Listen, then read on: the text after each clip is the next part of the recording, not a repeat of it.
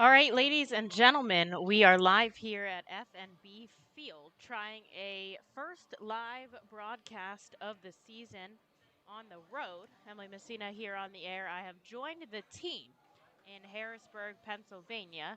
Please let me know in the comments section how this streams sound. It's my first remote broadcast of the or my first live broadcast of the season. We've been taking it remote, and so I'm not exactly sure if I got everything set up, but hopefully I did. And now here we are at FNB Field at Harrisburg for the most exciting game. Thanks, Joanne, for listening, telling me it sounds all good. I'm up here in the press box in Harrisburg, Pennsylvania at FNB Field as your Fightin' Phils take on the Harrisburg Senators. They took 5 of 6 against the Hartford Yard Goats, and they're looking to take that momentum. But they've had a ton of changes to the roster that just came out 15 minutes ago. I'm not kidding you.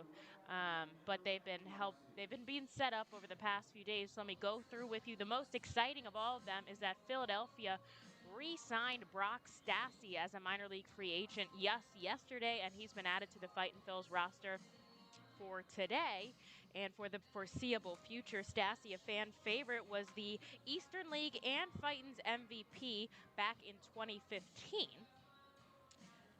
And since then, he's played in a couple minor league systems since he made his debut in Philadelphia. After that, made a couple stops in some other organizations and has been playing for the Long Island Ducks, an independent ball team. He's played in 13 games there and has 4 multi-hit games. And so we will potentially see him in today. Brock Stassi will potentially be in here today. Maybe as a pinch hitter, I could see, because this National League contest has the pitchers back. But we're going to start off with Carson Teal on the mound and Daniel Brito up at the plate. He kicks and fires. The first pitch is way high for a ball. And Daniel Brito remains in that leadoff spot.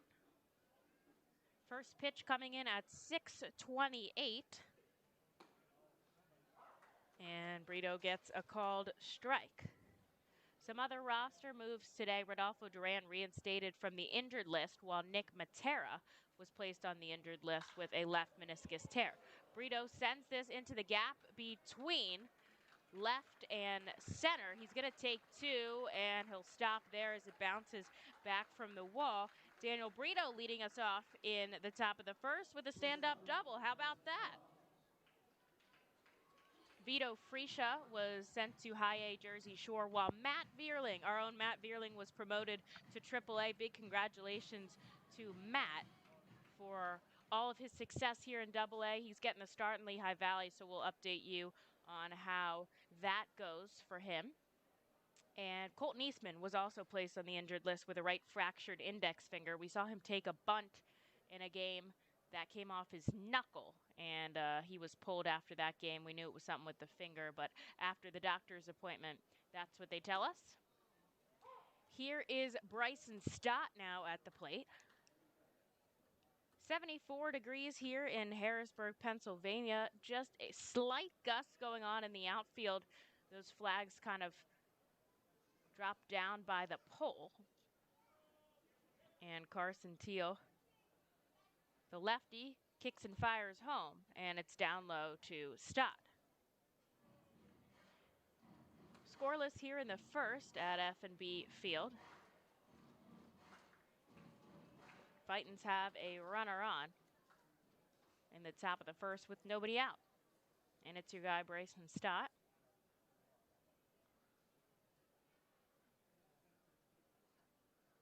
Teal 1-3 on the season with a 4.84 ERA. He's pitched 35 in a third innings, 25 strikeouts.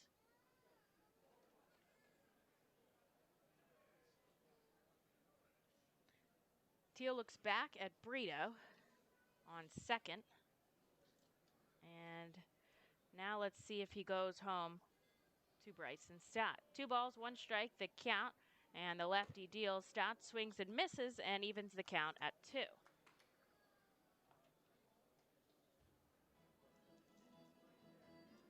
Wind definitely varying today because now it's picked up in the outfield. sizable crowd here at Harrisburg. Nothing like we saw in the past few weeks at Reading, but it is nice to have some people in the stands. Different type of setup than at First Energy Stadium. I'll describe that in a second as Stott fouls one back into the netting behind home plate. So the concourse here on the second level, everything is above field view. And so nobody is down really on the same level as the players, which is very different from First Energy Stadium. I'm up pretty high here. I think I'm up three levels, I think, which is a nice view. Here's the pitch to Stott, and he goes down swinging. Out number one here in the top of the first. Stott hates striking out, we know, so we'll look to see what he does in his next at-bat because you know he's coming back in angry. Here's Jorge Bonifacio. Bonifacio notched that 6th home run of the season back in the last game of the homestand on Sunday when the Fightins won a comeback win 7-4 over the Yard Goats. They were down, and then in the 8th, Bonifacio with that 3-run shot did it. Brito on second, and he'll take a ball on the inside. The outfield looks like Corridor, Freeman, and Wiseman for Harrisburg, with Castillo, Flores, Joseph, and Mendoza left to right in the infield, and Jackson Reitz behind the plate. Here's the 1-0 now to Bonifacio. And he sends it high in the sky. It's going out to left, and it is in the stands. Bonifacio with a 2-run home run, and Daniel Brito's a little bit unsure, but they put the Fightins up 2-0 as Bonifacio casually sends one deep to left. And that's his 7th of the season. That is a Fightins high, 7. And the Fightins look excited there in the dugout. They're all waiting for him to come back in so they can give him high fives. Fightins are pumped these days with all the offense that they have been scoring. And here's Madison Stokes. Stokes has been hot as of late. And it is outside. 248 he's batting as of now, but he's had some multi-hit games in the past few against Hartford. He actually hit his first and second home run of the season then. He'll take a called strike, so the count even at 1. Bases are clear thanks to Bonifacio's home run. And it'll be called strike number 2. Ben Phillips behind the plate, Louis Krupa over at first. And Tom Fornarola, the guy calling it all, at third. And Stokes strikes out on 3 pitches as he goes down swinging. And that'll be 2 outs in the top of the first for McCarthy Tatum. Tatum didn't get a lot of playing time back in the last series. I think we saw him get the start just once, but we did see a couple pinch hits. Oh, twice. And he did pinch hit a couple of times. The first offering is outside.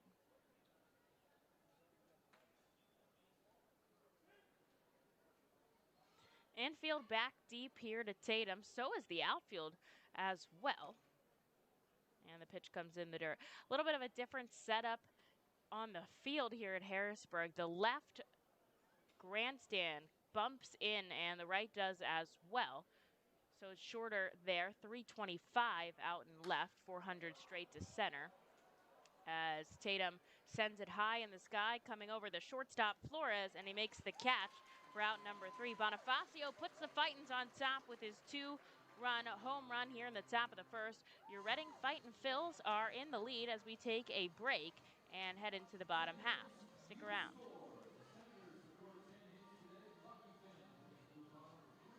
The Reading Fightin' Phils birthday party package is the best way to celebrate a birthday.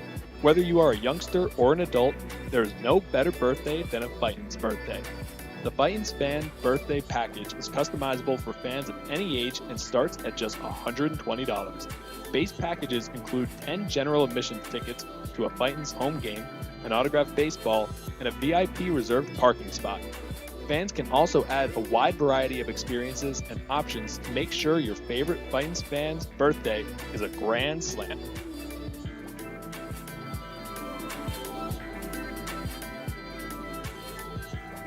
Customers Bank is a proud continued partner of the United Way of Berks County and the Ready, Set, Read initiative.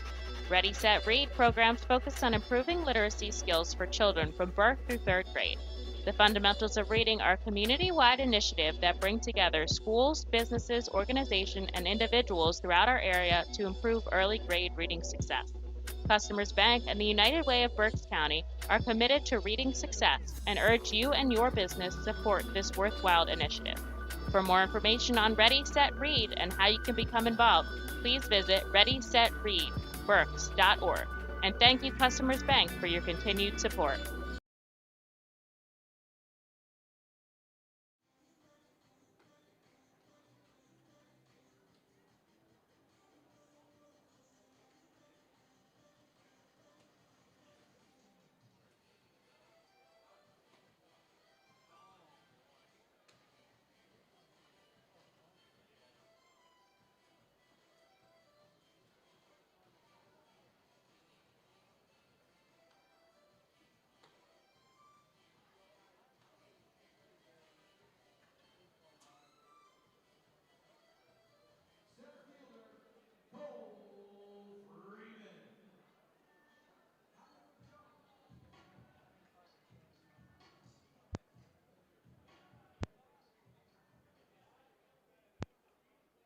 Back on the air here at FNB Park. The Fightin's up 2-0 over the Senators. After Bonifacio's two-run shot, this ball is hit in the gap at third base. Tatum tries to cover it over in the hot corner. He's not able to make the play. It bounces over his head to Bryson Stott. Stott barehands it, sends it across, but Miller has to reach out and make the grab, and I think they're going to call that a base hit. I would imagine that was just an interesting part of the field it was sent to. But we'll see what the official scorer records it as.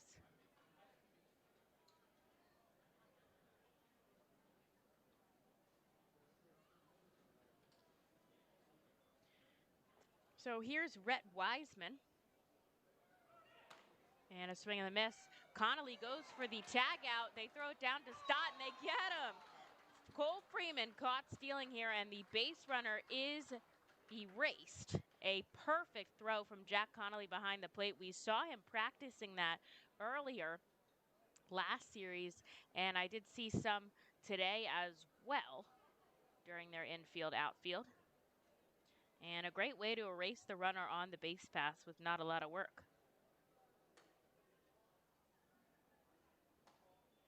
So Rhett Wiseman, the count now 1-1, but there's one out here, so a little bit of a change of game.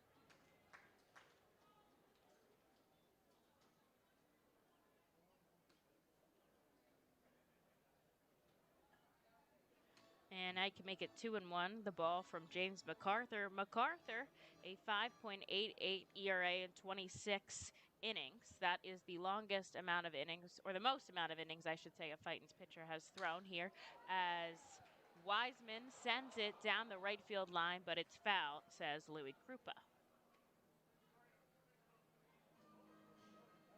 So he'll have to walk back, and he does so as slowly as possible.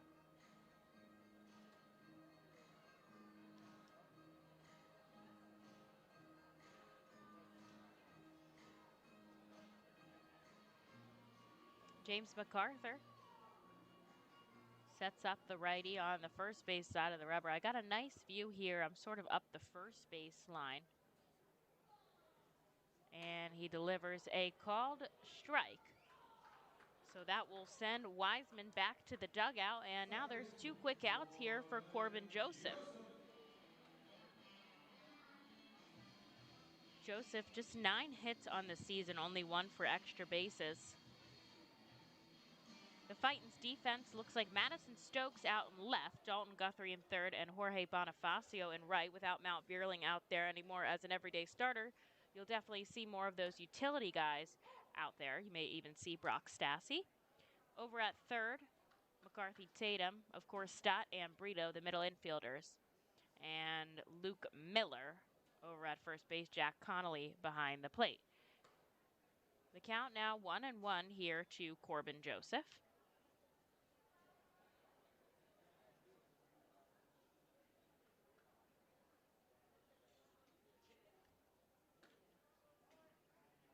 And you can make it 2-1 with the ball.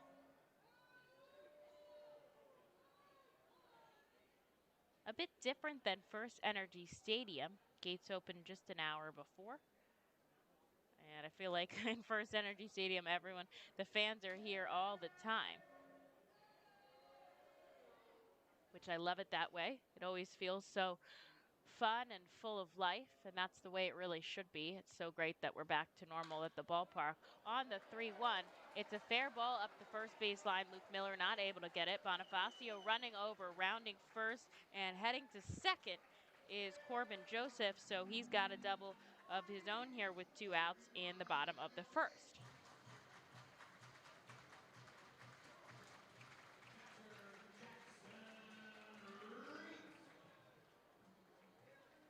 And here's Jackson Reitz, the catcher, in the cleanup spot. Reitz, their number 26 prospect.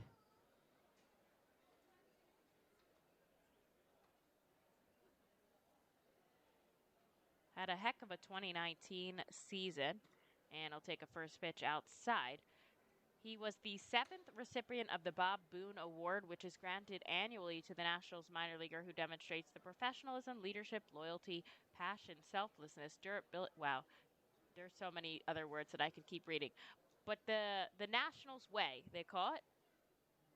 And so he won the Bob Boone Award for the most national player.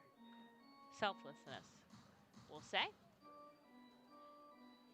And he hit 253 in single A when he was in 2019. Had a couple of extra base hits and 55 RBI, so they promoted him to Double A for the start of 2021. And he'll get a called strike now from Phillips, so it's 2-1 from James MacArthur. MacArthur's got a runner on here with 2 outs in the bottom of the first, although he does have some run support from his team already since the Fightins are up 2-0. And he's thrown 13 pitches right now.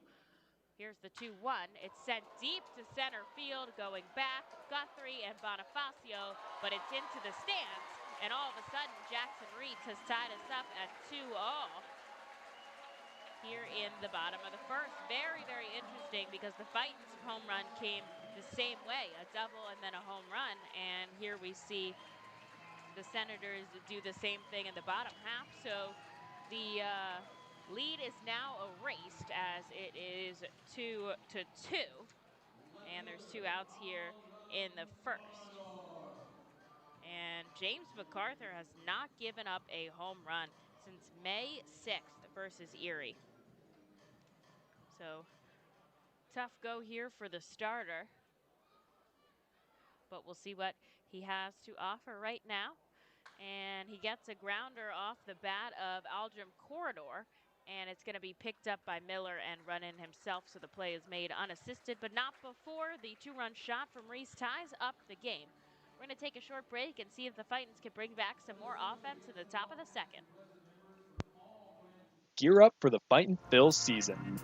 Visit the Brentwood Industries Fightin' Phils team store at First Energy Stadium or check out our online store 24 hours a day, 7 days a week at rphils.com/shop. We have a wide variety of Fightin' Phils hats, t-shirts, kids apparel, and more. Looking for something new? Check out our latest selection of Los Luchadores de Reading and Reading hot dog gear, plus throwback black R-Trains R-Phils attire. Root for your Fightins in style. Stop by the Brentwood Industries Fightins team store or rphils.com/shop. The Reading Fightin' Phils, in conjunction with Savage 61 Fiesta Fridays, are proud to partner with the eXp Realty Group throughout the 2021 season. Visit their convenient website at brgpa.com.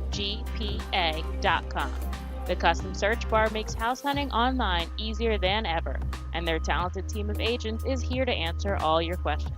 Call them today at 610-926-8610.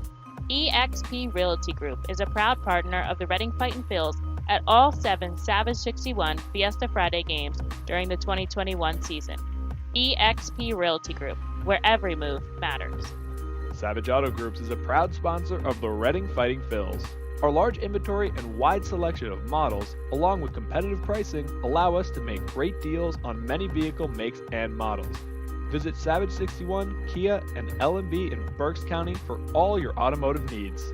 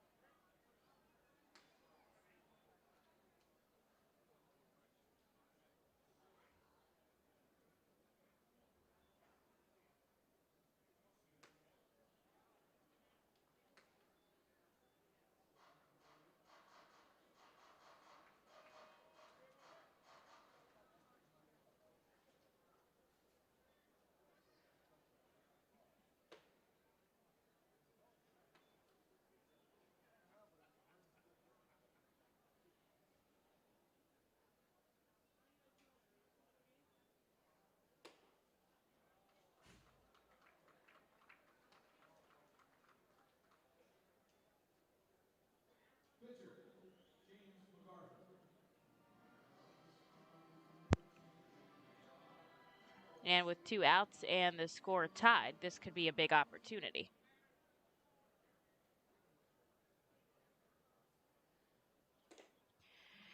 Two outs, Jack Connolly on second. And we are at James MacArthur, the pitcher. He is batting .500. We saw him smoke a ball into the outfield and score a run for the Fightin' Phils in his last bat during the series against Hartford. And we'll see what he can produce here now with a runner on and 2 outs. Connolly taking a sizable lead off first. Obviously, he's going to be running on contact. And the pitch comes inside. It's a called strike. 86 mile an hour on the radar gun. Setting up on the first base side of the rubber, lefty Teal kicks and fires, and MacArthur, a base hit up the middle. Connolly rounding second. He's going to head to third, and there's not a throw from Freeman in center. And MacArthur's done it again. A base hit here, and now the Fightins have runners on the corner. We're back to the top of the order with Daniel Brito. And Brito a double in his first at-bat and then scored on Bonifacio's home run.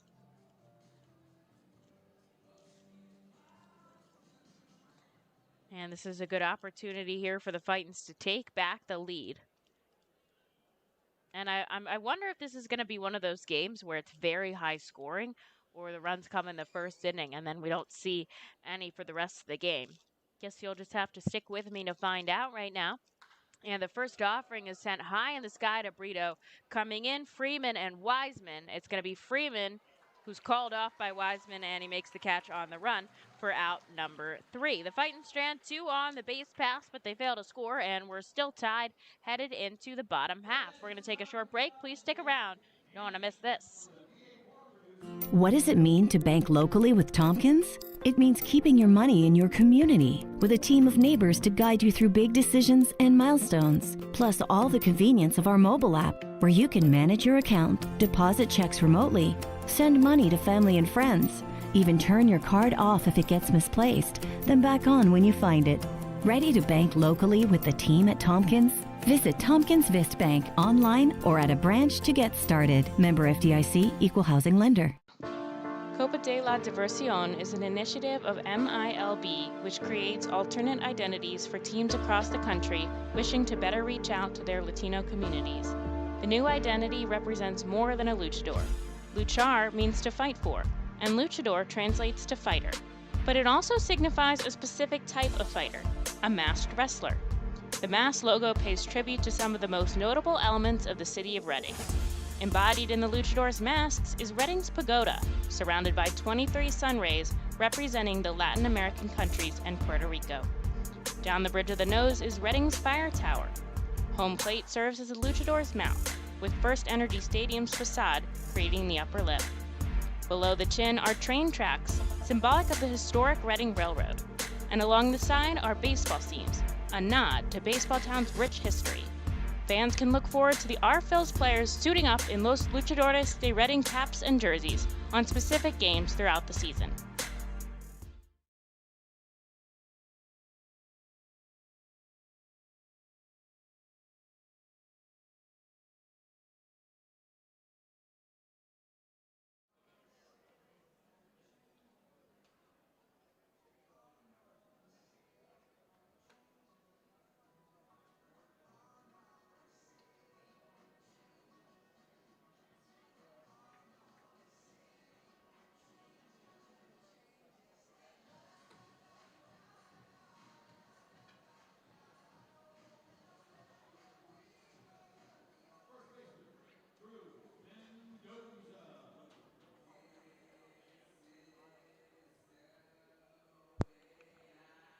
Well, we're back here at FNB Ballpark in the bottom of the second.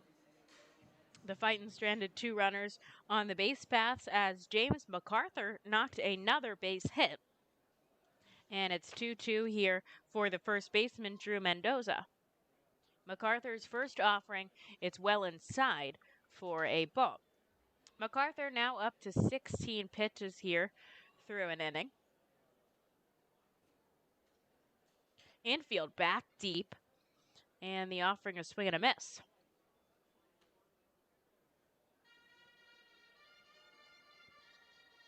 Wind picking up a little bit now. It's going out to center field.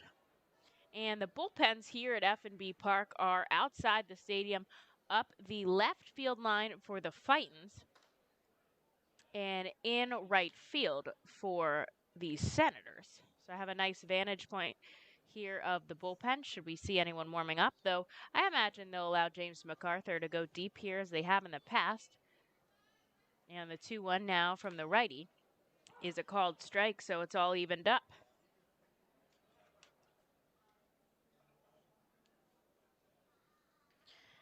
Back against the Hartford Yard Goats, Jacob Hernandez picked up his second and third saves of the season. Their Fightins are now 10 and 25. It's a chopper off the bat. Connolly has to pick it up in front of the plate, and he'll send it down to first. That's a quick out there for James MacArthur. And here's Ali Castillo. Castillo just one hit so far and one RBI over at third base.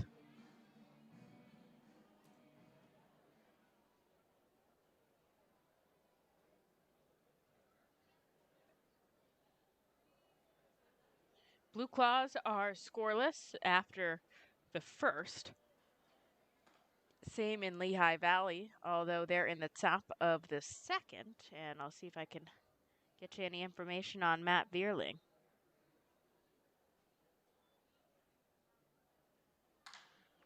This one is sent deep to right field by Castillo, but it seems like Bonifacio camps under it, and he makes the grab out and left. Now there's two away for MacArthur.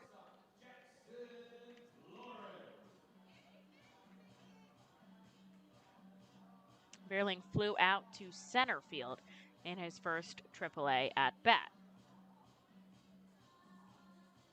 Philly's also having a pretty stand-up fast couple of days. They are 500 on the season, but they're out on the West Coast playing the Dodgers. Last night they lost 3-1 as Spencer Howard made the start, and of course they called up Bailey Falter, so that'll be exciting to see how that top prospect does. Falter spent time in Reading, and he's been pitching tremendously out in Lehigh Valley. 1-0 now to Jackson Flores. And he has just 7 hits on the season.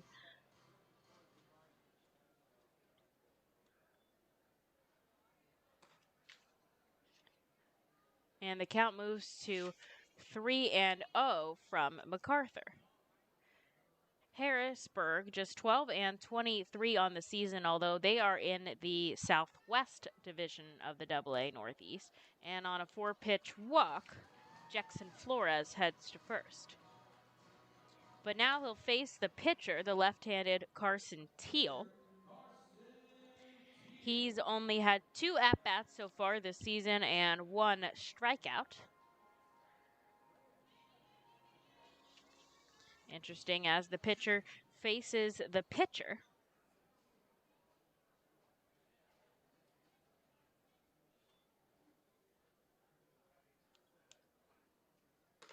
And the first offering is a called strike, a 93-mile-an-hour fastball off the hands of MacArthur in the top of the zone.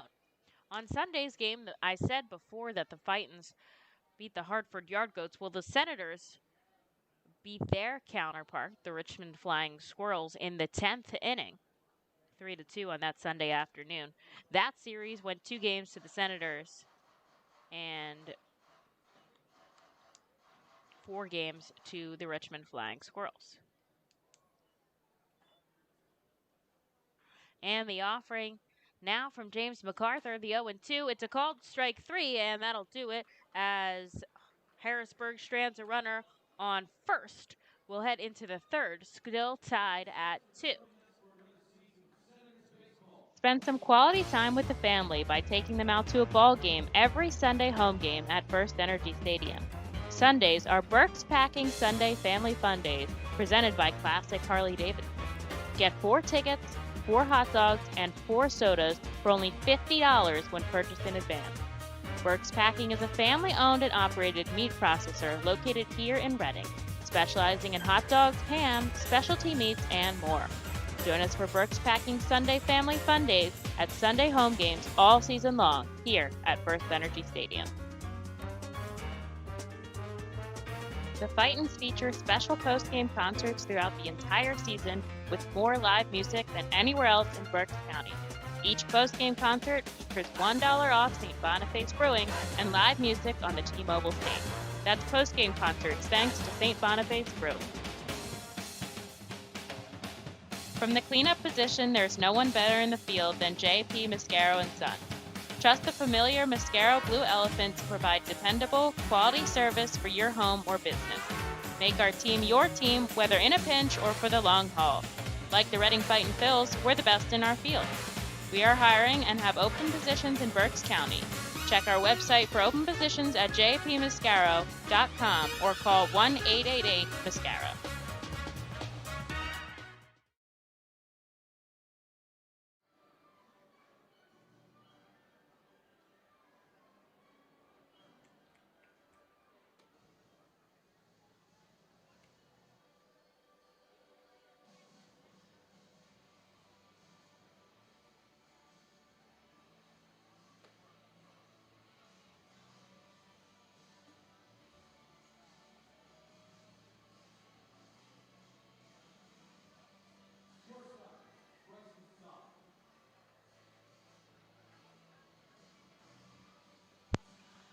Well, here we go into the top of the third inning, tied at 2-all.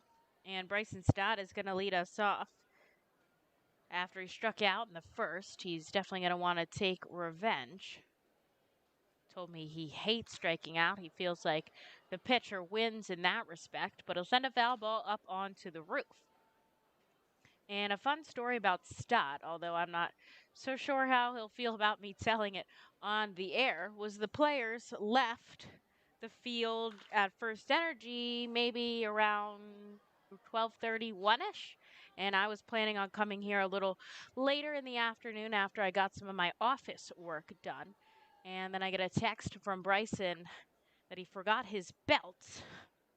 Could I please bring him his belt? And I was happy to do it. I was headed in this direction anyways, and he'll send it high in the sky. It's going to go in foul territory, and it's going to be the third baseman that catches that pop-up out to the left of third base.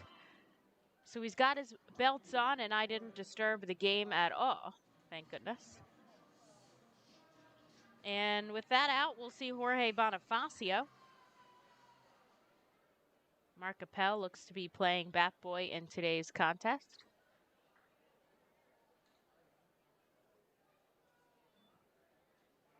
Carson Teal offers to Bonifacio, who sends it deep to right field. This time it's going to rope foul. And so he'll have to do it again.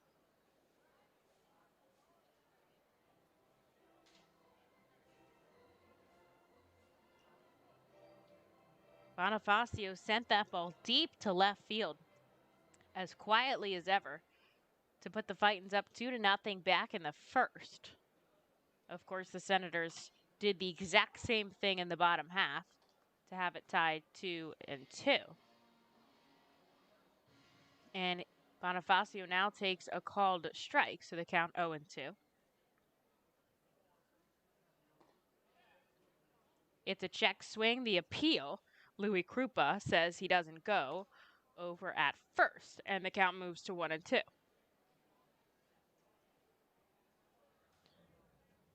Corner infielders at their normal positions, middle infielders back deep here to Bonifacio. Outfielder is about as deep as you can go, and we'll see if this one stays in foul territory, and it is foul, called by Louis Krupa at first, so Bonifacio has to go yet another time with a 1-2 count.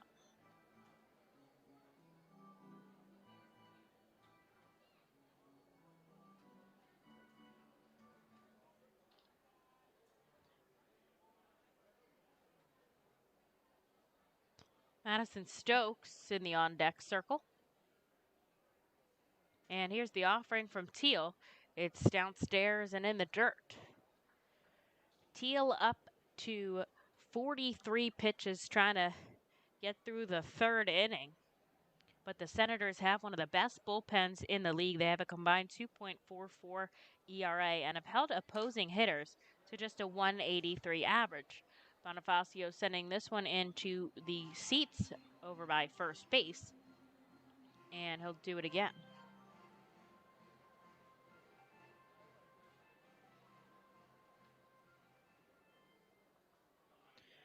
2-2 now as the lefty kicks home. A chopper off the bat of Bonifacio. It's going to be fielded bare hand by Castillo at third, and they send it on. Bonifacio has run it out. And he'll be safe on first. We'll see if anyone comes out to argue. It doesn't look like they will. So Bonifacio here with a base hit in the top of the third with just one away for Madison Stokes.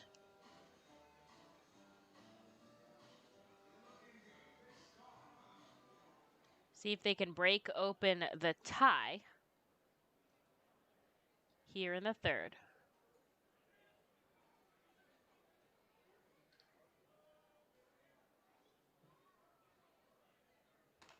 The first offering is outside.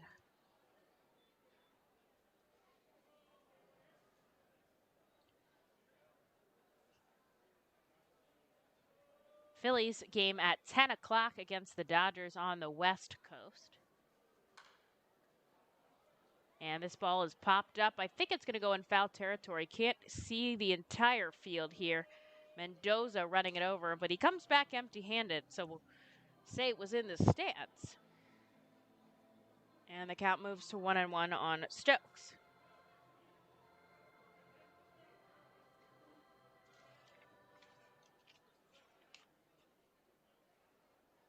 He went 8 for 19. He's had an on-base streak of 7, a hit streak of 6.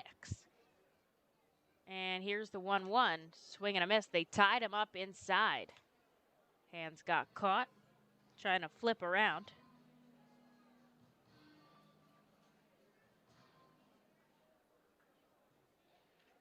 He hit .421 in that series, his best series of the 2021 season so far. And here's the 1-2. Just misses outside. Bonifacio over at first after running out a slowly hit ground ball.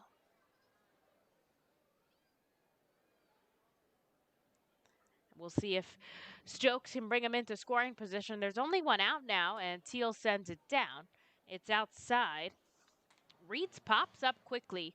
Bonifacio is literally just standing over on first, so I'm not exactly sure he's going to try to take second, but you never know. It's a full count now to Madison Stokes, and we'll see if we can get 2 on and no out. Here's the payoff pitch, and it's upstairs, and Stokes will take first, so Bonifacio shifts into scoring position here for McCarthy Tatum. And I want to check something right now in my game notes that Tyler helped me create today. This is just the third time this season that Stokes is batting in the cleanup spot. Of course, now with Matt Vierling up in AAA, we'll see who becomes the everyday cleanup hitter. But I would not be surprised if it was Madison Stokes after that series. May switch around a little bit. You could see Bonifacio there. We'll have to see. Teal looking back at Bonifacio. Now he comes home to Tatum, who sends it down the right field line. Wiseman tracking, Mendoza tracking, and he makes the catch. Nobody's able to advance, and there is 2 outs now for Dalton Guthrie. And a nice track down there by the first baseman all the way up the right field line. About where the netting ends. And here is Dalton Guthrie.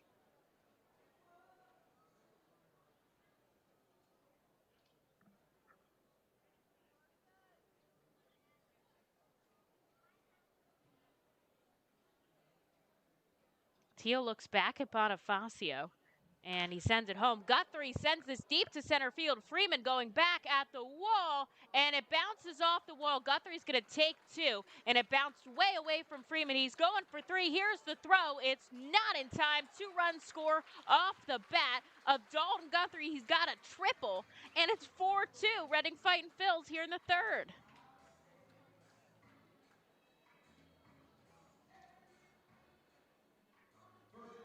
And wow, Dalton Guthrie there just hit it to the deepest part of the ballpark. It's 405 out in left center field. And then what happened was Freeman tracked it all the way to the wall, and it bounced way back. So He had to go backwards to get to the ball, and Guthrie has the hustle. We know that. Was able to get all the way to third as Bonifacio and Stokes score easily.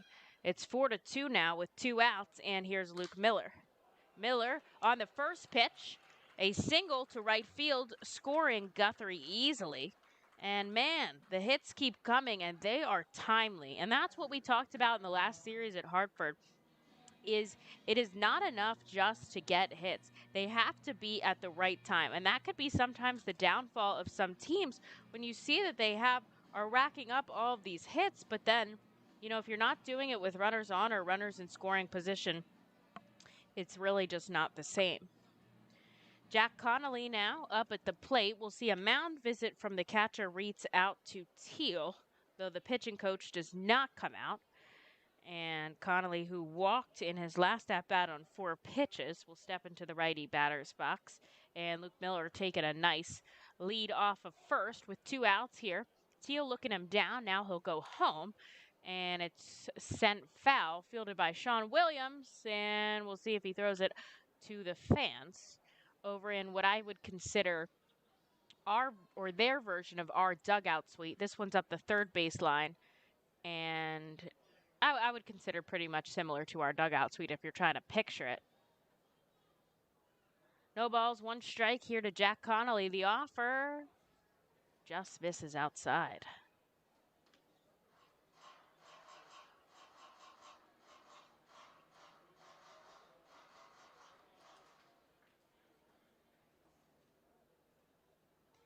And right now, everybody but Bryson Stott and McCarthy Tatum have already reached first in one way or another. This one deep in the hole at short, but Flores is able to go to the easy way and get the force out to Luke Miller. So that'll be 3 away, but not before the Fightins score 2 more runs. 3 more runs, excuse me. It's 5-2. Your Reading Fightin' Phils as we head into the bottom of the third. This is some great baseball fans. You definitely want to stick around. From the cleanup position, there's no one better in the field than J.P. Mascaro & Son. Trust the familiar Mascaro Blue Elephant to provide dependable quality hauling, disposal, and recycling service for your home or business. Make our team your team, whether in a pinch or for the long haul. Like the Reading Fightin' Phils, we're the best in our field. We are hiring and have open positions in Berks County. Check our website for open positions at jpmascaro.com or call 1-888-MASCARO. Join us as we celebrate Reading's Hispanic and Latino culture during 7 Friday home games this season. The Savage 61's Fiesta Fridays, presented by Alex Batanzas of eXp Realty, Humane Pennsylvania, Supportive Concepts for Families, Children's Home of Reading, and Mao Beer. Fiesta Fridays features special Los Luchadores de Reading uniforms, Hispanic and Latino food and music, and other cultural events throughout the ballpark. Get your tickets now by calling 610-370-BALL or visiting us at the Weidenhammer ticket office at First Energy Stadium. Every time you grab an ice-cold 20-ounce Pepsi, you'll find a Pepsi emoji on the side of the bottle. So while the Pepsi delivers this, the Pepsi emoji delivers this. Ooh.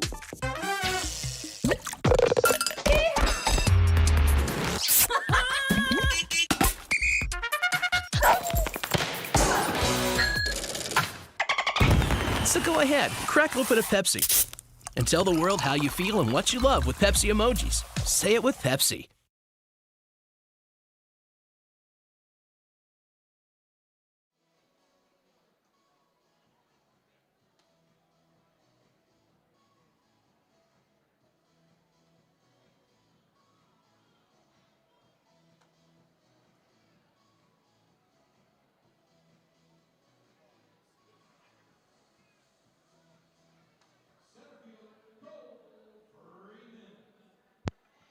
So the Fightins take a 5-2 lead in the top of the third, and this is clearly going to be a high-scoring game as we head into the bottom of the third.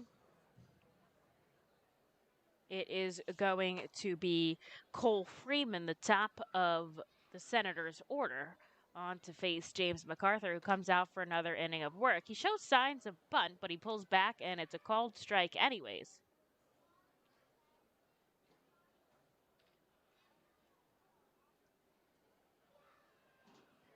It took Teal 60 pitches to get out of the third, and of course, MacArthur hasn't finished this half of the inning, but he's only at 30 right now, and he's got an 0-2 count on Cole Freeman. Here's the offering from the righty, and he sends it foul, so he'll get to do it again. Fightin's in their road gray uniforms. They've got that tri-colored hat, as the back is navy and the front is red with the white R logo. And Senators have their home white pants and a red jersey with a red cap. This is sent deep to left field. Corridor going back is Stokes, and it'll be a solo shot from Cole Freeman with 2 strikes. And that is tough there for James MacArthur, his second home run given up of the day, and he got him down to 2 strikes, but was just not able to get the job done. And now the score is 5-3 in the bottom of the third, nobody out. And now those runs in the top half, the extra run in the top half, clearly proving to be important already.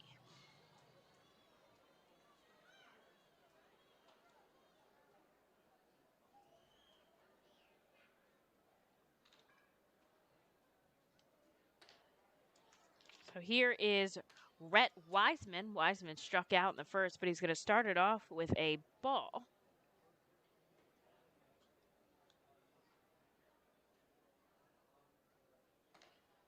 And this time he'll take a called strike from MacArthur.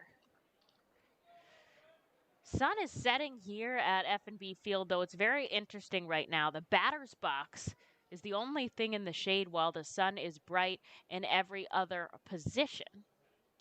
And it's a ball outside. Although, I will say Luke Miller, playing very deep in the hole at first, is standing in the shade. But if he was standing at the actual first base bag, he would be in the sun. And MacArthur misses again. It's 3 balls and 1 strike.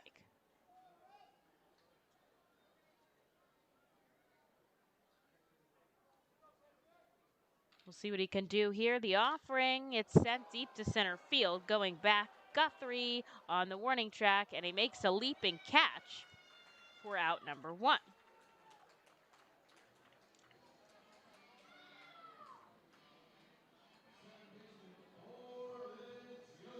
Here's Corbin Joseph, who doubled and scored a run back in the first off of Jackson Reetz's homer.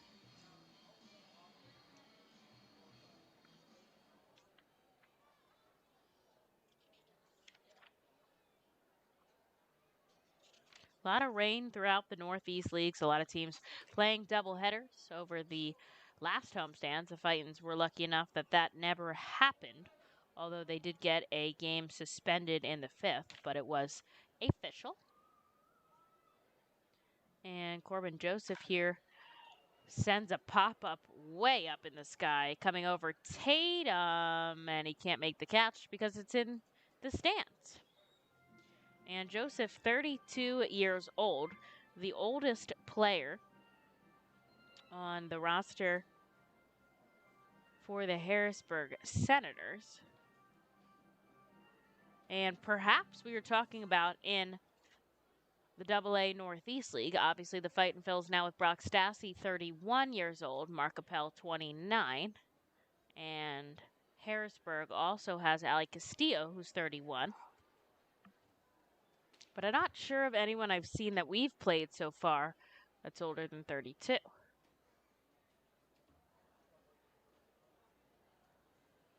MacArthur has Joseph down to 2 strikes, but he'll send one in the dirt, and you can make it 2-2.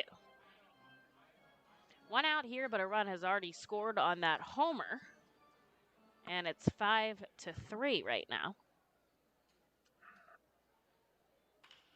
This is grounded, and it doesn't actually touch the ground, so Stott, a line out, catches it on the fly for out number 2, as he's able to catch it before it hits the ground. A nice defensive play from the Phillies' top 2 prospect.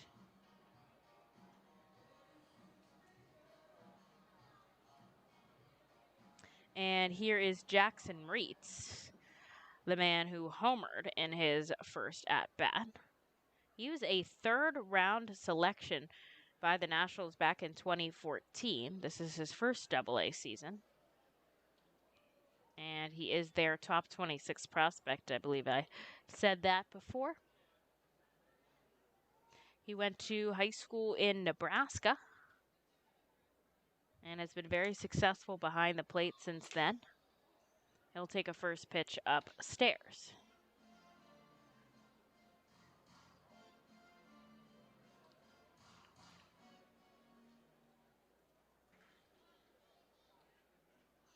And he'll send it to left field, but standing right there is Madison Stokes, who only has to take about one step back, and that's out number 3. So after the solo shot to Cole Freeman, MacArthur retires the rest of the batters 1, 2, 3. And as we head into the 4th, the Fightins up 5 runs on 6 hits to the Senators 3 runs on 4 hits.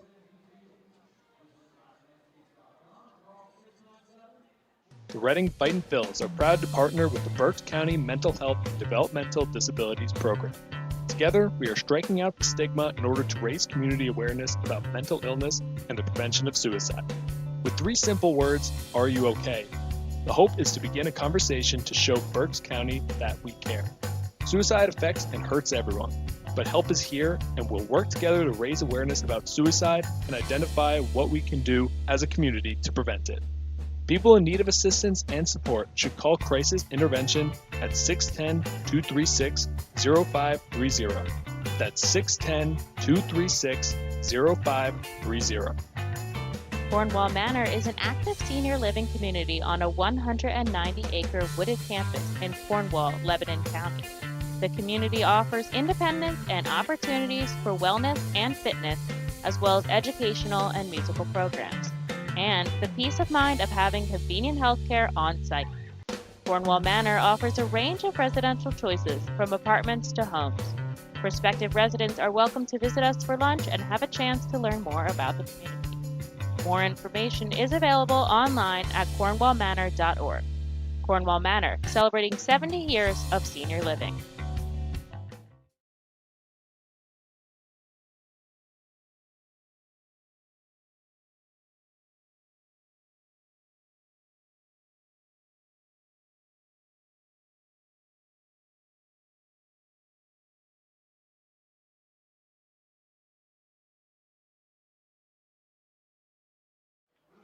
Well, James MacArthur is going to lead us off here in the top of the 4th, and he is no snub of a pitcher that bats. He's been very successful, as he's been 2 for 3 so far in his at-bats this season. He's also got an RBI to his name, and he'll take a first offering from Teal. It's a strike down the middle.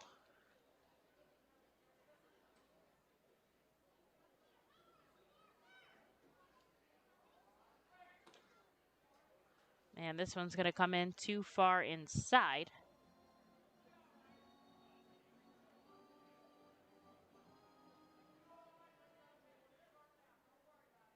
Fightin's up 5-3. James MacArthur, a slow grounder to Flores across the diamond, and that'll be out number 1. Right now back to the top of the Fightin's order, though, with Daniel Brito.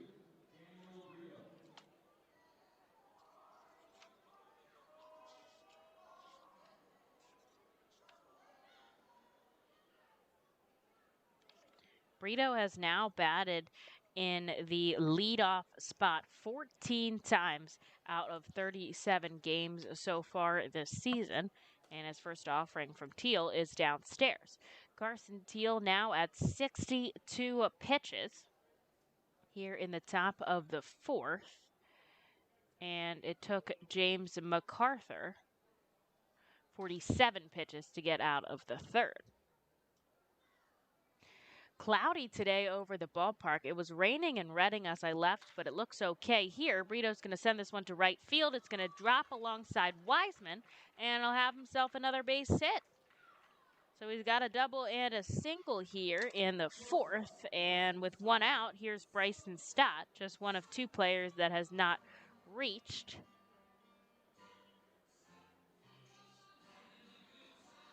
And they're playing Bohemian Rhapsody for his walk-up song right now. Not sure how he feels about that, as he has a Big Sean walk-up song in Reading, a little bit of different energy. And they have a little shift on him right now as Flores is shaded towards second base, but Castillo in at third. And we saw what happened the last time that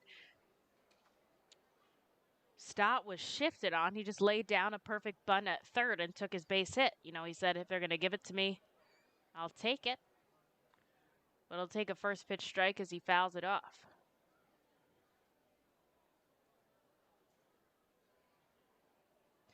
Here's the offering from Teal, and it's a swing and a miss, 0-2. Now Castillo backing up, as most people don't go for the bunt attempt with 2 strikes. It's a foul bunt, makes an out. Brito over at first, and he's looked at by Teal. He's really not taking too far off, and the pitch comes in high to Bryson Stott.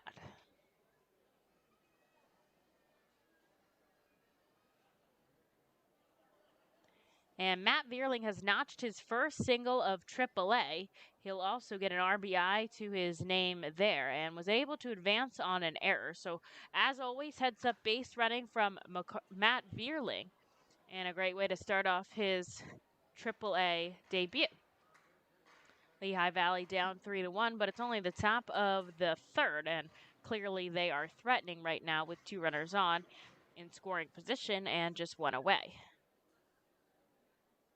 Jersey Shore up 1-0 on Hudson Valley in the bottom of the first. And the count now 1-2 to Bryson Stott as he fouls another pitch off. He is really fighting in this at-bat. Brito ready to go on first, getting himself in scoring position as quickly as possible. He's had 3 stolen bases on the season, caught stealing twice.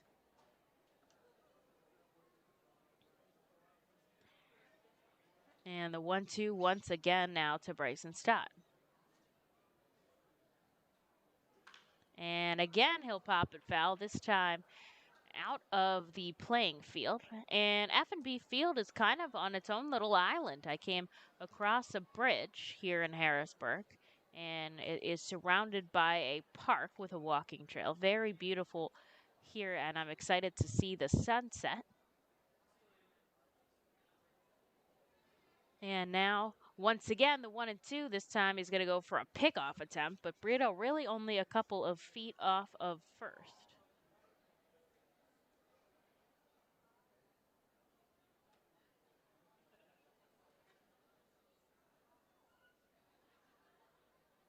And it's 1-2 again. This time, Bryson Stott with a base hit up the middle. It trickles into center field as Brito only to get over to second.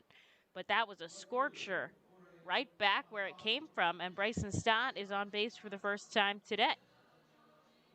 Here is Jorge Bonifacio.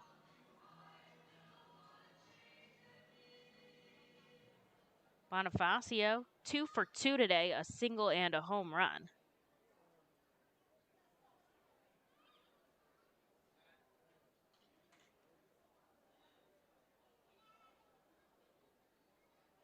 And the wind right now is pushing in Bonifacio's direction right to left. We'll see if we can send it into the cheap seats again.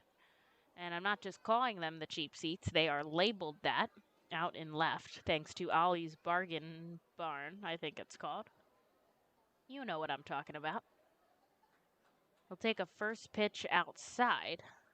And there's 2 runners on here for Bonifacio with 1 out. The Fightin's up by 2 runs here in the top of the 4th, and he'll send it right into the glove of the shortstop, and they'll be able to make the double play as they get Brito out on second, and a liner to the shortstop ends the inning here. As we head into the bottom of the 4th, the Fightin still up 5-3 here at FNB Field. Cornwall Manor is an active senior living community on a 190-acre wooded campus in Cornwall, Lebanon County. The community offers independence and opportunities for wellness and fitness, as well as educational and musical programs, and the peace of mind of having convenient health care on site. Cornwall Manor offers a range of residential choices from apartments to homes. Prospective residents are welcome to visit us for lunch and have a chance to learn more about the community. More information is available online at cornwallmanor.org. Cornwall Manor, celebrating 70 years of senior living. Feasers Incorporated, a family-owned, full-line food service distributor located in central Pennsylvania. Services restaurants, sporting facilities, theme amusement parks, healthcare facilities, educational facilities, and other institutions throughout Pennsylvania and the Mid-Atlantic region. For over 100 years, Feasers and its employees have committed themselves to making customer service their highest priority. Feasers works hard to provide customers with the products they require, delivered by their helpful fleet drivers. Feasers is large enough to serve and small enough to care. For more information, call 800-326-2828 or Feasers.com. ROG Orthodontics is the proud official partner of the ROG Orthodontics Fightin Phil's Kids Club. Join today at Fightins.com to get your free ROG Orthodontics Kids Club t-shirt and visit FantasticSmiles.com for more information on all the great work that ROG Orthodontics provides. ROG Orthodontics and the Reading Fightin Phils, two great hometown partners.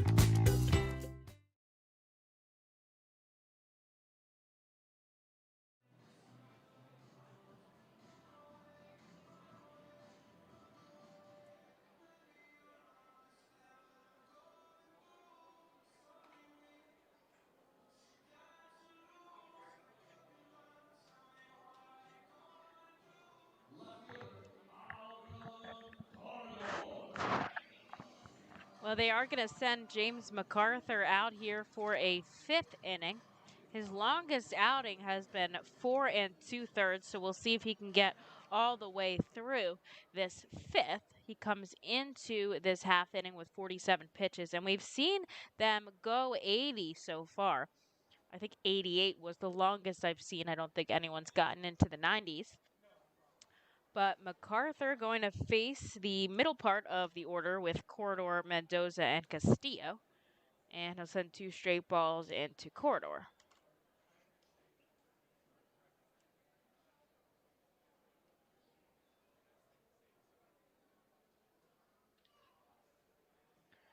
And there's a big shift from the Fightin Phils onto Corridor. This one's popped up. Connolly tracing it back, and it's going to bounce off of the netting. No one's able to get to it, and it's 2-1. So Stott is shaded to the right of second base, so only Tatum is covering the area between second and third. He's playing about in the shortstop position. That is a lot of area for Corridor to play with. Actually, Tatum is really shaded towards second right now. There is a ginormous gap between second and third, and it's all MacArthur's defense if he has to cover anything. But Corridor swings and misses, so it is 2-2.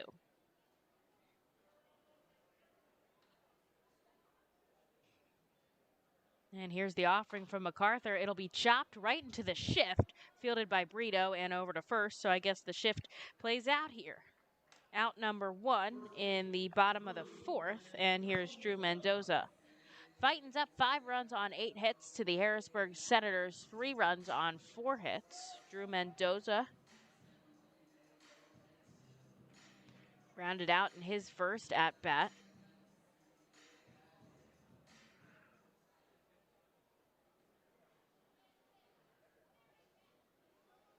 And the infield gets back to their pretty much normal positions. The first offering is upstairs.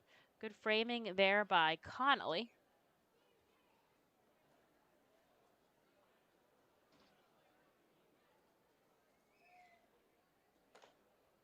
And he'll take a called strike as Mendoza's count moves to 1-1. There is some light stretching going on in the bullpen as somebody is doing jumping jacks. I can't tell who it is, but that's whatever works. You have more power to you. And the pitch comes in the dirt.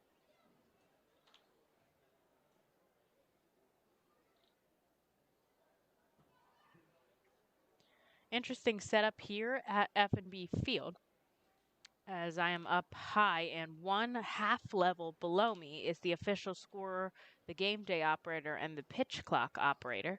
So the count moves to 2-2 on Mendoza, so they can tell me hit and error and what the play is very easily without me having to move an inch. Appreciate that. And the 2-2, he checks his swing. Did he go? No. And it's now a full count.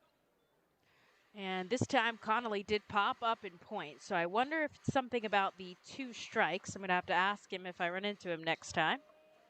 Tough when the team is on the road, but we'll do what we can. And now the payoff pitch from MacArthur, swing and a miss, and he gets the job done as Mendoza goes down on strikes, and there's 2 away here in the 4th.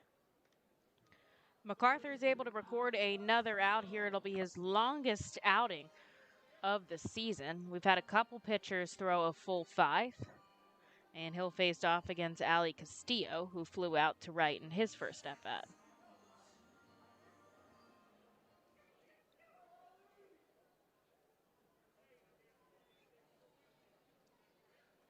Crowds the plate here as he stands right in the middle of the batter's box. He'll take a first pitch strike from MacArthur. 75 degrees now here as the sun is covering about half of the infield as MacArthur and the mound start to get shaded by it. It's pretty much covering all of first base and halfway up to second, and right fielder Bonifacio is shaded as well. The rest of everyone else in the sun. And the 1-1 becomes 2-1.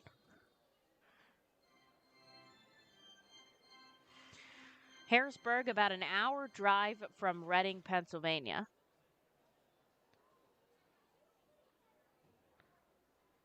And here's the offering. It is grounded over to Miller, and he's going to wave off MacArthur as he makes the play unassisted over at first. And it's the first 3 up, 3 down inning for James MacArthur in the bottom of the 4th. So as we head to the 5th, the Fightins retain their 5-3 lead over the Harrisburg Senators. The Fightin' Phils know who to call for trash and recycling services. A proven winner, JP Mascaro & Sons. The industry leader for over 50 years. Trust the familiar Mascaro Blue Elephant to provide dependable, quality service for your home or business. That's JP Mascaro & Sons, one of the top companies in its industry. Trash and recycling services for home, business, and industry. We are hiring and have open positions in Berks County. Check our website for open positions at jpmascaro.com or call 1-888-MASCARO. JP Mascaro & Sons, ready to serve you.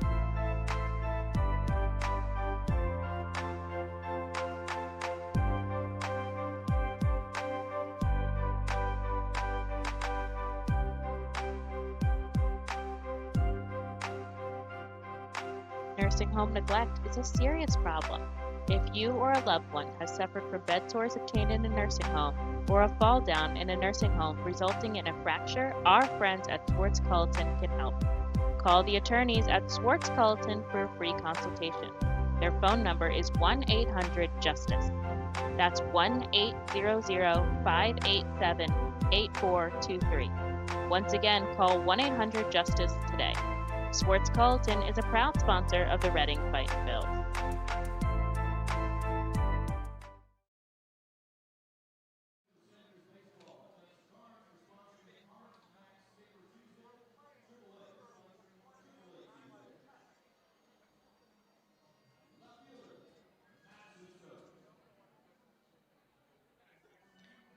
As we head into the top of the 5th, Madison Stokes is going to lead us off. Walked to first and struck out so far today. Carson Teal going to stick with it here. And Stokes fouls the first pitch he sees into the netting.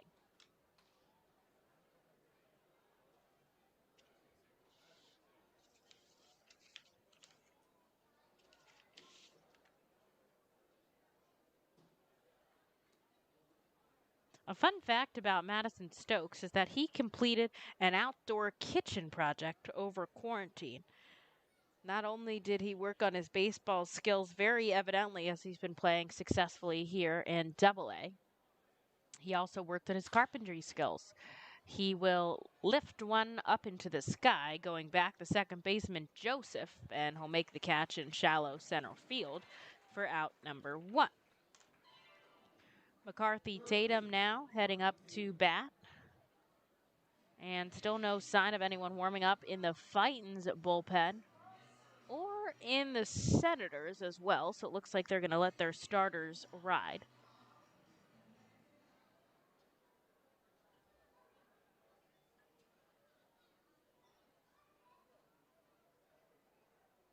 And Tatum chops one foul as he gets a piece of it late.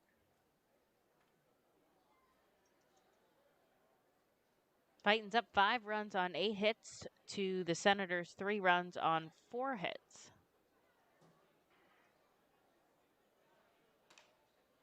And the pitch is outside, 1 ball, 1 strike.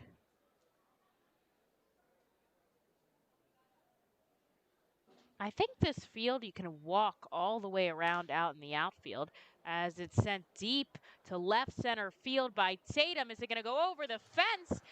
And it does. His 5th home run of the season. McCarthy Tatum puts the Fightin's up 6-3 on the board here. And now every starter in the Fightin's lineup has reached or recorded a hit in this contest. Everybody is contributing here as the Fightin's up 6-3. McCarthy Tatum with a home run to his name. Here's Dalton Guthrie, who had a 2 RBI triple back in the 3rd. And Teal's offering, it is outside.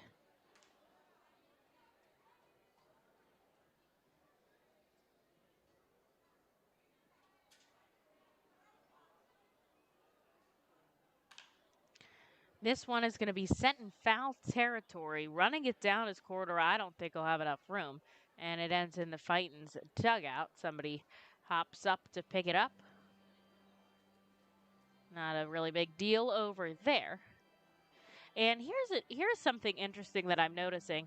I don't know if it'll be interesting to you guys, but there's been a whole, the whole thing about, people don't want to touch other people's things. You're not supposed to touch other people's things anymore with the germs and all of that.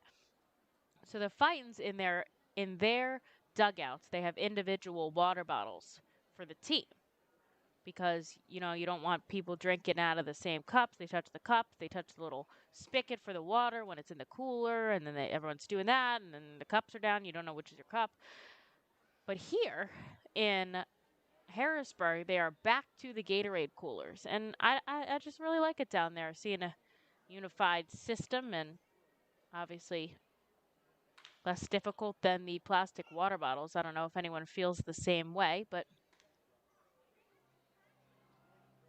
the players were excited to get some Gatorade, they were telling me earlier, because they mix different things in those coolers, whereas the water bottles are just the water bottles, but they had some red Gatorade here in Harrisburg as Guthrie chops the 2nd one in a row foul. And he'll stay alive now with a 2-2 count on the 6th pitch.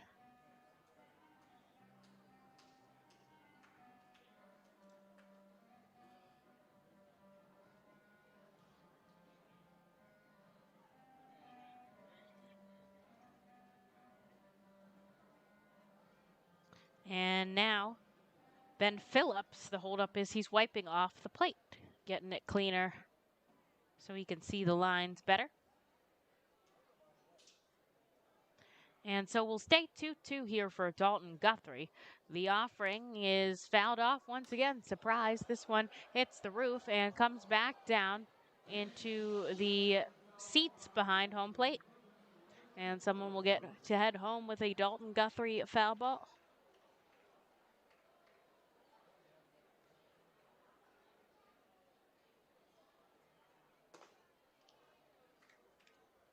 And now it's 3-2 as a pitch comes in foul, or outside, excuse me.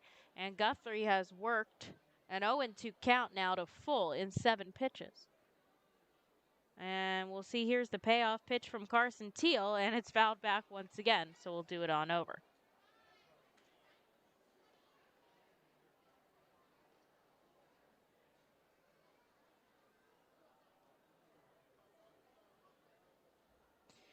One out here in the top of the fifth. The Fightin's already tacked on another run thanks to McCarthy Tatum. And Guthrie will get to head down to first on a 10-pitch walk. Luke Miller now heading up to bat with a runner on first and just one away.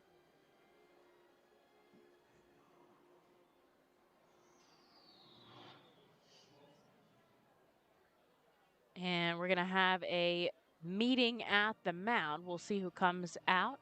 It's the pitching coach, Sam Narin. So I imagine that Teal's time is not over yet, though I do see someone warming in the Senators' bullpen. Both Trip Keister and Sam Narin were coaches in Double-A last year, 2019, when I worked in the Carolina League, so I'm familiar with their faces.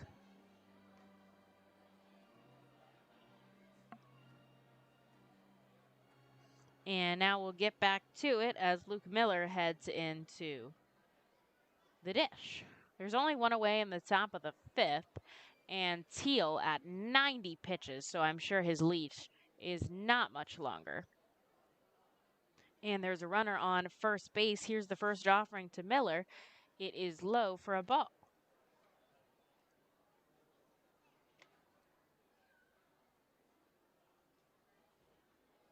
The momentum that the Fightins were able to carry here off the last series was absolutely impeccable, especially after their day off. It was nice to relax with a good mindset and then come back to do it. Luke Miller sends one high in the sky over in left field. Is it going to go out? It does.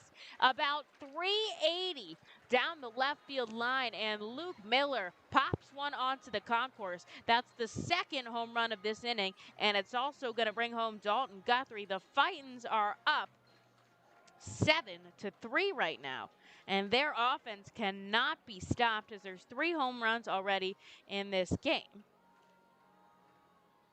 and 5 extra base hits. And Miller now with his 7th home run. So right after Bonifacio hits his 7th of the season, a team high, Luke Miller chases him and does the same. It looks like there's going to be a pitching change as Carson Teal's day is done. So we'll take a short break here at FNB Stadium, FNB Field, as we figure out who's going to come in. The Penn State Health St. Joseph's 67 Club is the original hospitality area at FNB Stadium. Conveniently located along the third base side, the 67 Club gives you front row seat to all the action at the hot corner. The area is safely protected from line drives with large see-through netting. Starting at $31, groups of 20 or more can enjoy a 2.5-hour all-you-can-eat buffet. Children 4 and under are free. Visit Fightins.com or call us at 610-370-BALL to reserve your group outing.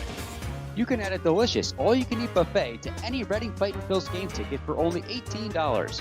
No need to visit the concession stands. You can add a 2.5-hour all-you-can-eat buffet to any ticket.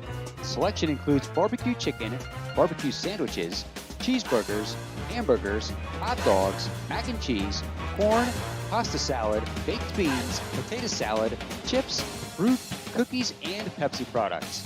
Call the Fightins at 610-370-BALL, order online at Fightins.com, or visit the Weidenhammer ticket office at FNB Stadium.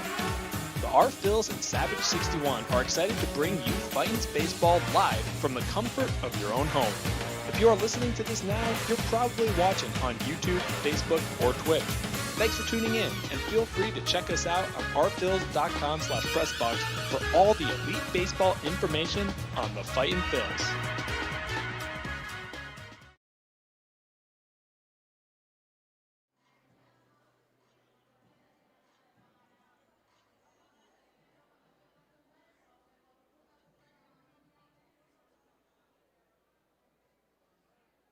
So we're back after the pitching change here at FNB Field. Teal's day is done 4 1/3. 10 hits, 8 runs. They're all earned. 3 walks, 3 strikeouts, 91 total pitches. Jonathan Herman in on relief. Still 2 outs to go in the top of the 5th. And Jack Connolly is at the plate. He'll take a first pitch strike. Herman, 24 years old, out of the Dominican Republic, was signed as an international free agent on 2015. And he's 6'4", 215, standing tall on the mound as he sends a ball in to Connolly. You can make it 2-1 now.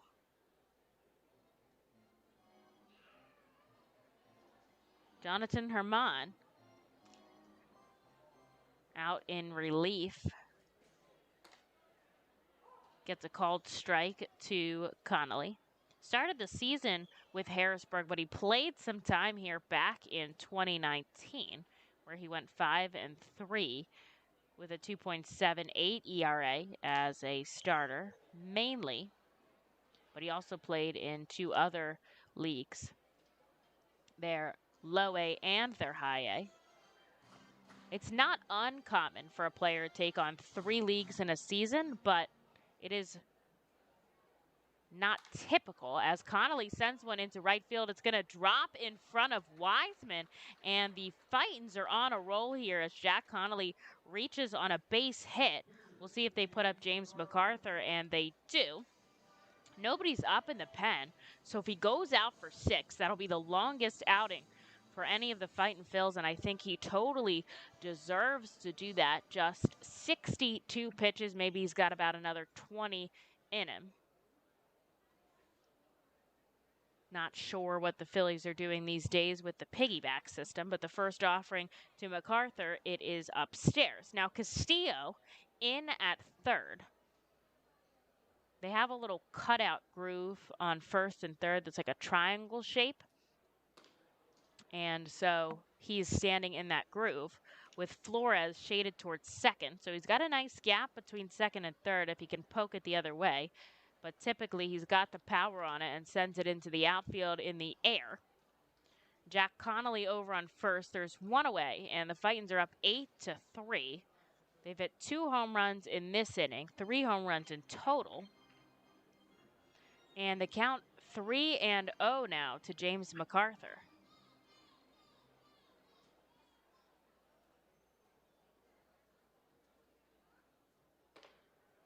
And it is a 4-pitch walk to the pitcher. And that'll shift Connolly over to second. We're back up to the top of the order with Daniel Brito, who's 2 for 3 today. And there's 2 runners on for him with 1 out.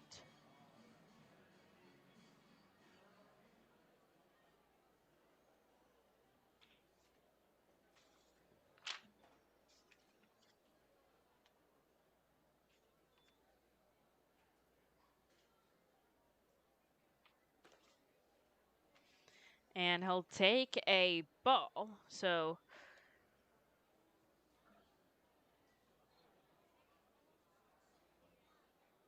now had 6 balls out of Herman, just 4 strikes, and the 1-0 is sent up high. It's going to go into the outfield as Corridor makes the catch in left, a can of corn there, and now there's 2 outs in the top of the 5th.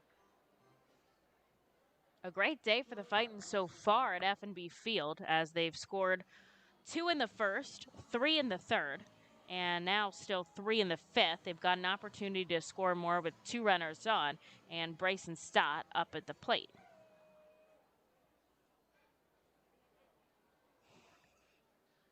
Harrisburg scored 2 in the first and 1 in the third. There's been 5 home runs in today's game combined by both teams, and Stott will take a called strike inside. Of course, Sean Williams now in his typical spot outside the third base's coach's box, ready to wave in Jack Connolly and MacArthur if needed. Bonifacio on deck if Stott's able to get on. Here's the 0-1, and it'll become 0-2 as he fouls it up into the third row seats on the concourse.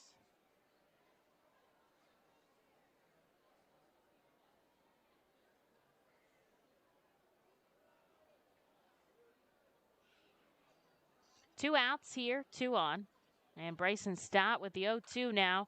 He'll stay alive as he hits a late contact, and it goes back into the netting behind home plate. It is no balls and 2 strikes.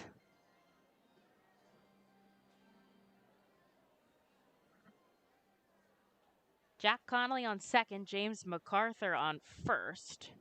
And the righty kicks and fires, and it's up the middle, deflected, and they're going to be able to get it as Joseph sends it over to Mendoza, and that's out number 3. But not before the Fightin score another 3 runs thanks to homers from Miller and Tatum to put them up 8-3 as we head into the bottom of the 5th. A huge offensive contest so far for the Fightins as they have 11 hits here at FNB Park. Nursing home neglect is a serious problem. If you or a loved one has suffered from bed sores obtained in a nursing home or a fall down in a nursing home resulting in a fracture, our friends at Swartz Culleton can help. Call the attorneys at Swartz Culleton for a free consultation. Their phone number is 1-800-JUSTICE. That's 1-800-587-8423. Once again, call 1-800-JUSTICE today. Swartz Culleton is a proud sponsor of the Reading Fightin' Phils. The Reading Fightin' Phils are proud to partner with Humane Pennsylvania throughout the 2021 season. Humane Pennsylvania is the region's premier leader in animal welfare and empowers the people in our communities to increase their capacity to care for animals so that all animals are safe, healthy, and treated humanely. Humane Pennsylvania is proud to be a Fiesta Friday and Bark in the Park sponsor. Learn more about Humane Pennsylvania and how you can help build the best community anywhere to be an animal by visiting humanepa.org. To enjoy a perfectly crafted 1893 from the makers of Pepsi Cola, you must first appreciate its carefully selected ingredients. A dash of cola nut extract, a hint of real sugar, a splash of sparkling water, and a generous amount of attractive spokesperson. Trust me, I'm gorgeous. Cheers to 1893 boldly blended colas, a delicious balancing act of premium ingredients from the makers of Pepsi Cola.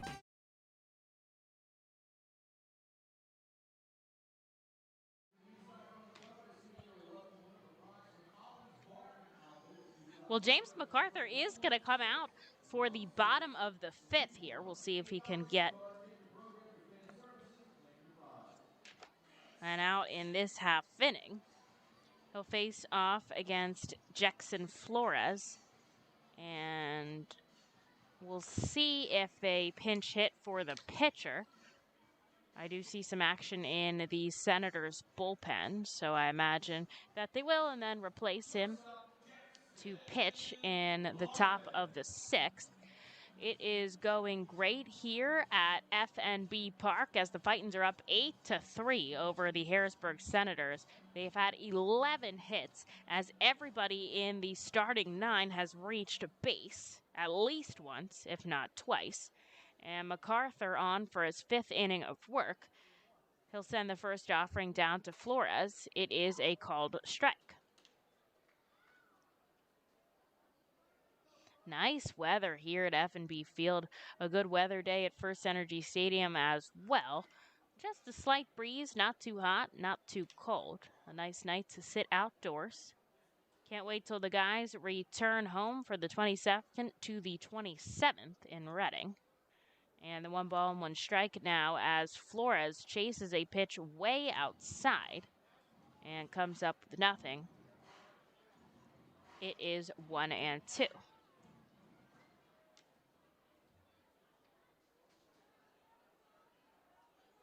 MacArthur kicks and fires home, and it's sent foul.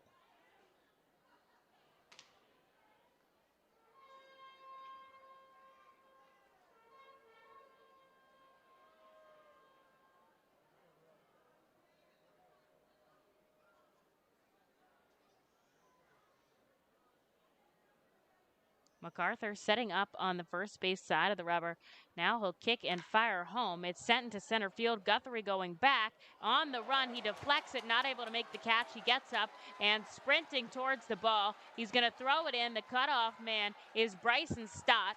but it's a triple to Jackson Flores to lead things off here in the bottom of the 5th.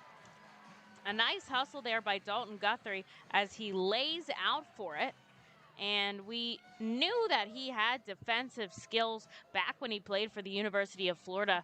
He was an all-defensive player in the College World Series a couple of times. And, man, did he go for that, take a jump, and just not able to come up with it, although he got a piece of it. I believe that'll go in as a triple. And now it is going to be pinch hitter Ramon Flores, lefty batter out of Venezuela, 29 years old, was signed as a free agent in February. And Ramon Torres is going to pinch hit, so we know that Herman is not going to come back in for another inning of work. And Flores will start with a runner on third and nobody out here. Somebody is throwing now on the Fightin's bullpen. Looks like Jonathan Hennigan. And this one is sent a base hit to Bonifacio. So Flores going to score easily. And Ramon Flores, got the same last name there. No relation. Maybe a relation. It's a great question.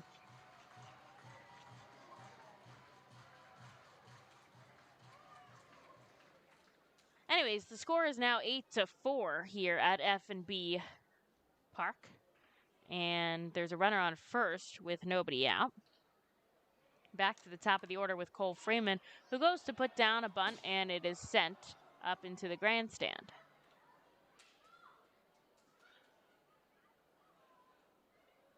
Nobody seemed that enamored with the foul ball over there. I feel like at First Energy Stadium, kids are fighting for the death of the ball.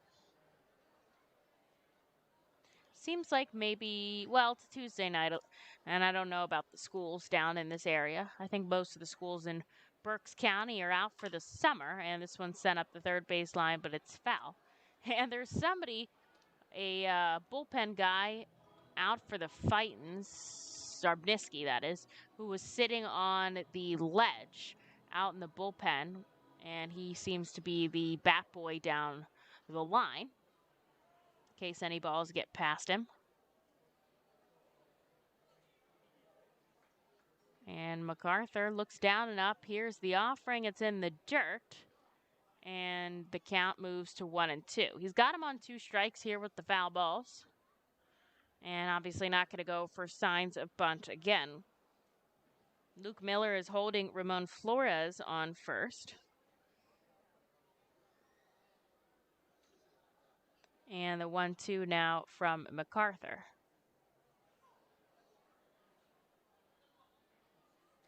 It's outside. It gets away from Connolly, and easily getting to second is Ramon Flores. So now I think that'll go down as a wild pitch. So there's a runner on second here with nobody out.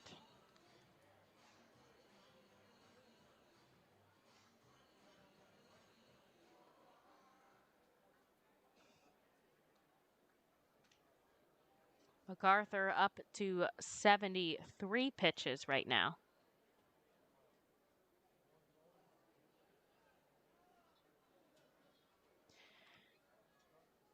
Runner on second, the infield back deep here to Cole Freeman. MacArthur's got him to 2 strikes, and he'll send it high in the sky. MacArthur camping under it is going to be called off by Miller, probably the right call there. And he makes the catch in the air. MacArthur was coming off the mound. You don't want him to trip. And that'll be out number 1 here. And Sean Williams is going to call it a day for MacArthur here as he's going to take the ball from the starter. A solid start here from James MacArthur. And we'll take a short break as we see who comes in to pitch for the Reading Fightin' Phils. The Auto Ride of Reading Power Alley Pub features a 2.5-hour all-you-can-eat buffet, private bar with a bartender, 2 rows of seats, bar stool seating, and 4 cafe tables. The pub provides your party a private area to enjoy the ball game away from other fans. Auto Ride of Reading Power Alley Pub may accommodate up to 30 people. Enjoy socializing with your group and watch the game from a unique vantage point. Visit rphils.com for more information. When the Red and Fightin' Phils get hungry, we turn to our team feed partners. Special thanks to Wyomissing's Family Restaurant Bakery, PJ Willahan's Pub and Restaurant, Collegeville Italian Bakery Pizzeria The Volitana, Jimmy G's Railroad House, Mimo's Italian Restaurant and Pizzeria, and Klingers on Carsonia for making sure the Fightin' Phils front office is never hungry on game day. Our staff enjoys delicious meals from our team feed partners, but don't take our word for it. Find out for yourself today. Gear up for the Fightin' Phils season. Visit the Brentwood Industries Fightin' Phils team store at First Energy Stadium or check out our online store 24 hours a day, 7 days a week at rphils.com/shop. We have a wide variety of Fightin' Phils hats, t-shirts, kids apparel, and more. Looking for something new? Check out our latest selection of Los Luchadores de Reading and Reading hot dog gear, plus throwback black R-Trains R-Phils attire. Root for your Fightins in style. Stop by the Brentwood Industries Fightins team store or rphils.com/shop.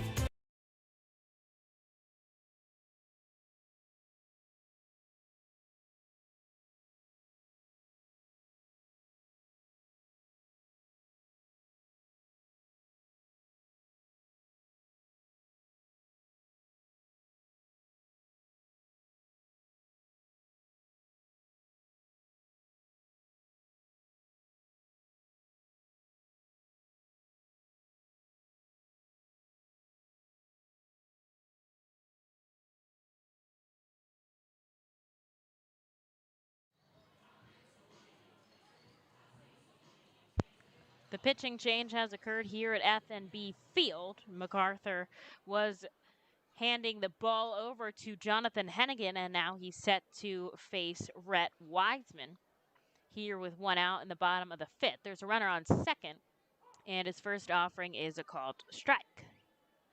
MacArthur's line 4 and a third, so his longest outing, 6 hits, 4 runs, they're all earned, 1 walk, 3 strikeouts on a total of 74 pitches. And Wiseman now a grounder to Miller, who's playing back deep. He's going to charge first and make the play unassisted. And that is the third unassisted ground ball to first that Miller's had to deal with. But it'll be out number 2 in the bottom of the fifth. And now Corbin Joseph on to bat for the Harrisburg Senators. Hennigan has really settled in his reliever role for the Fightin' Phils. His last outing against Hartford, 1 innings pitched, nothing across, and a strikeout. And he faced the minimum there. Also was very solid in Somerset as well, just giving up 2 earned runs in his outings. And he sends 2 balls down to Corbin Joseph. Pretty much all the field in the shade now, except some parts out in left where Madison Stokes is standing. And Hennigan deals to Joseph. It is a ball, so it's 3-0.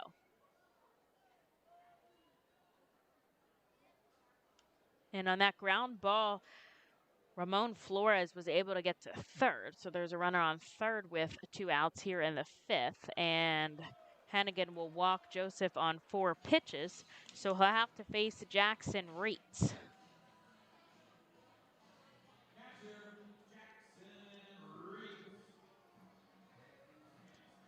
Reitz with that home run in the first, and then he flew out to left in the third. And the lefty on to face the lefty, Jonathan Hennigan. Runners on the corners here for the Senators. They're down by 4 in the bottom of the fifth. And the pace of this game has changed tremendously as Reitz fouls one into the stand. We were moving solidly, but with the pitching changes and the attempts to score by either team, it always starts to stretch a little bit here in the middle.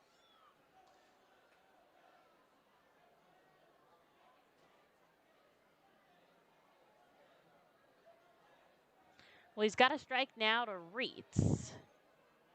And you can make it 0-2 as he chases a ball down low and comes up with nothing.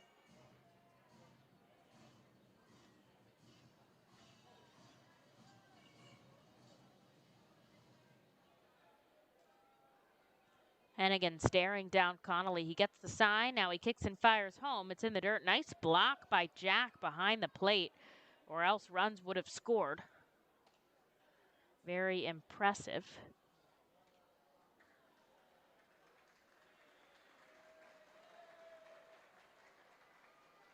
And here is the 1-2 now from Hennigan to Reitz.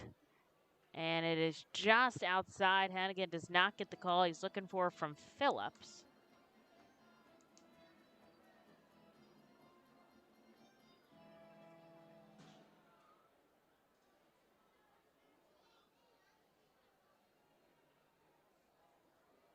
And here's the offering from Hennigan. It's outside again. It's a full count now with 2 outs and runners on the corners. Of course, there is an open base here for the Senators. But a lot is at stake here. They're up by 4, and they're looking to preserve that lead as we get into the back half of this game. Hennigan now with the payoff pitch, and it's a ball. So he'll load the bases to face Aldrum Corridor, who's 0 for 2 today.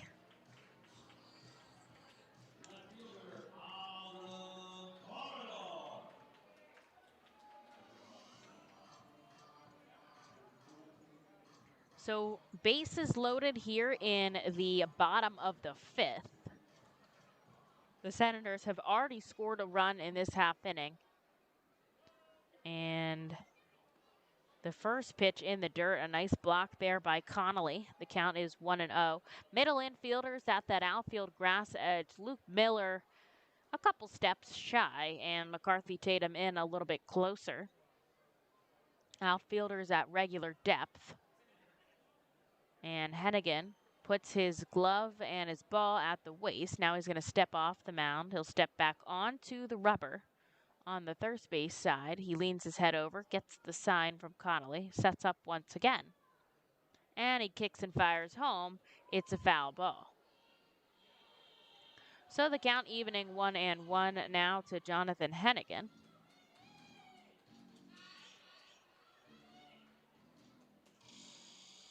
He's 4 for 10 in scoreless appearances. And we'll see if he can get through this one scoreless. 1-1. Here's the pitch, and it's low. 2-1. Still warm here at Harrisburg's FNB Field, 74 degrees, and not really a breeze as of now. The sun sets and the lights are on. Here's the 2-1. And it's outside. Not a spot for Hennigan to put anyone,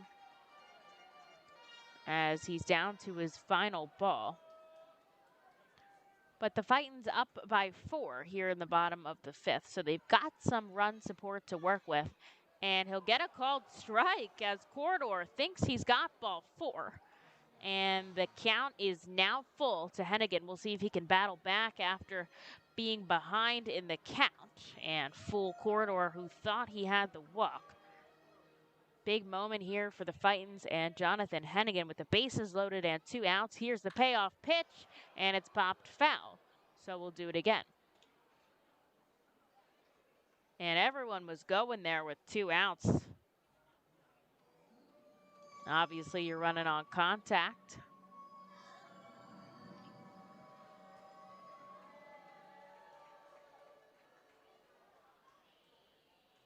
So we'll do it again. 3 balls, 2 strikes. Here's the offering by Hennigan, and it's a ground ball. This should be it. Miller fields it. It's going to be a race to the base. He slides, and he's safe. They're going to go for it at home. It passes Connolly. Rounding third, and coming home is Corbin.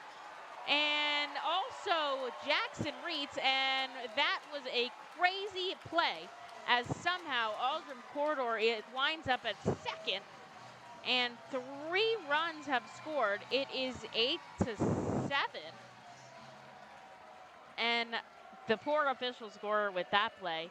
So I would say it's a base hit, and then an error on the throw by Luke Miller allows the other runs to score.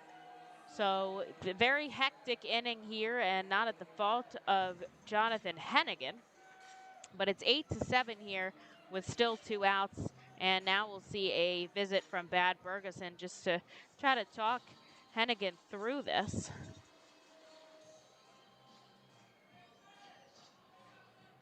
And Connolly coming in to have a chat too. But the Fightin's still up by a run. And we've got a lot of baseball to go yet. So what happened was Luke Miller fielded that unassisted. It was a race to the base paths as Hennigan couldn't get over that as fast as he would have liked to. So Miller slid into first. He gets the safe call from Krupa. Then he tries to catch the runner coming home. Miss throws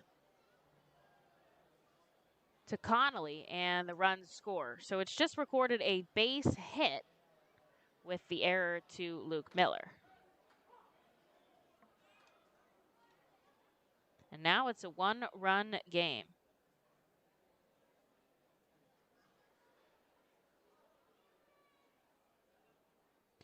Runner on second as well for Drew Mendoza, and it's 1-1 to Hennigan. We'll see if he can get the final out he needs. The Fightins are still in the lead by 1, and their bats are going wild today, so I would not be surprised if they're going to add on some more insurance runs in the top half. And Hennigan should get the out he's looking for here as it's fielded unassisted by Luke Miller. And he'll make the out this time, and that'll retire the side for the Senators, not before they score 4 runs in the most interesting of ways. It's 8-7 here as we head into the top of the 6th. But don't worry, Fightin' Phils fans, they're up to bat in time for some more offense. The Reading Fightin' Phils are proud to partner with Mal Beer throughout the 2021 season. Mal Beer and Mal Cinco Estrellas Lager, which is available in the Stadium Plaza Bar, has 128 amazing years of brewing history. Founded in 1890 in Spain, Mal Beer has always been there to satisfy the most demanding taste buds. Make sure to pick up Mal Beer and Mal Cinco Estrellas Lager at First Energy Stadium at our Plaza Bar throughout the 2021 season and at your local retailer. Mal Beer is a proud partner of the Reading Fightin' Phils and all 2021 Fiesta Friday celebration games. Mal Beer, the 5-star taste and the quintessential beer from Madrid. Please drink responsibly. At Savage 61, our goal is to assist you in making a confident decision. Our friendly, professional staff members are available to answer your questions and listen to your needs. Whether you're shopping for a new or pre-owned vehicle, we're ready to help you with your search. Visit our dealership at Pottsville Pike today. Fastball, curveball, slider, it's the pitcher's grips that make the difference. And when it comes to cornering, braking, and traction, CJ's Tires and Automotives can improve your car's grip with a new set of Hankook tires. Hankook tires are known for great handling and reliability mile after mile. Together, Hankook Tires and CJ's are your winning team. So whatever your vehicle needs, an oil change, state inspection, brakes, alignments, or Hankook tires, trust CJ's Tires and Automotives in Fairless Hills. CJ Tires and Automotives. They really are better, faster, and more affordable.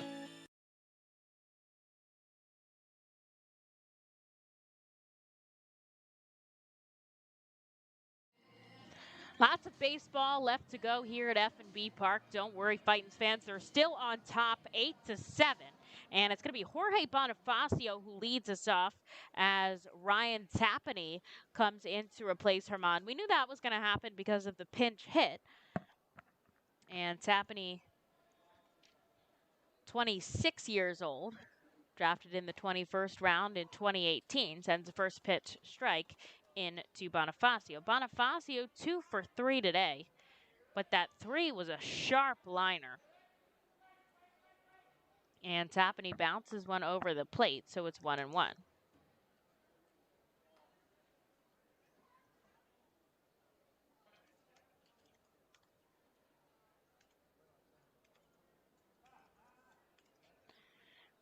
Tapani stands straight to face Reitz, and now he'll turn sideways as Bonifacio sends one foul, and the count moves to 1-2.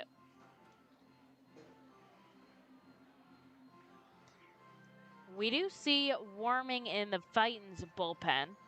No one throwing yet, but some movement over there. And the offering is in the dirt. Bonifacio swings on strike 3, and he'll have to make the throw, and he's not able to. So it looks like on a called strike 3, Bonifacio will reach first. Now, it doesn't happen often, but it does sometimes. And so a dropped third strike has to be thrown down to first to record the out. That's been a very contentious rule in baseball as of late because that one play is what didn't allow John Means, I believe, to pitch a perfect game, which is tough there, but that's the rules. And I don't know how I feel about it because sometimes that third strike could be like a strike that's chased in the dirt, like it was there with Bonifacio. And to expect the catcher to come up with that is tough. But it's the rule right now, so Bonifacio down on first. And I guess they're going to record that as kind of a wild pitch. They're going to check on Bonifacio as Reed sends it down to first, but he's really not taking any space off the base.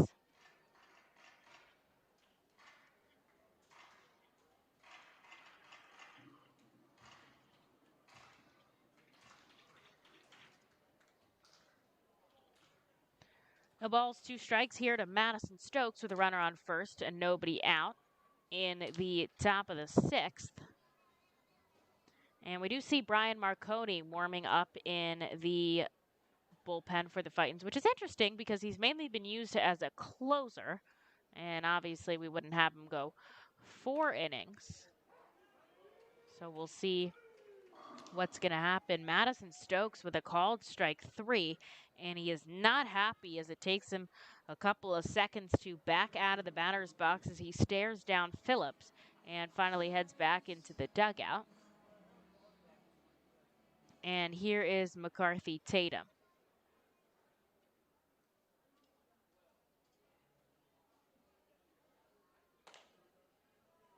It's a called strike on the outside corner.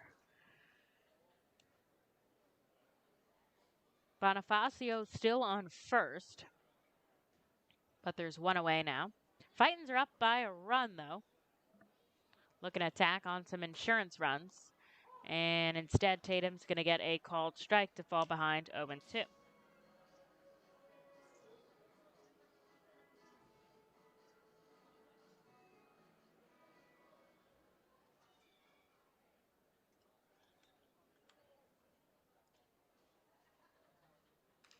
And Tatum stays alive as he gets a piece of it.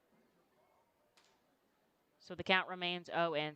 And I do see some people walking behind center field. So you can walk all the way around this ballpark, which I think is cool.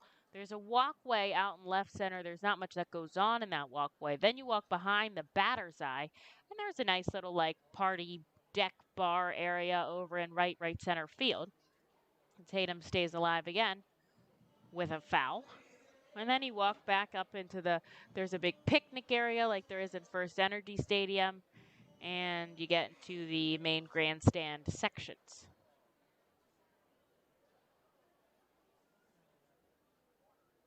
So McCarthy Tatum still at 0-2. And the offering, he chases it, and it's strike number 3.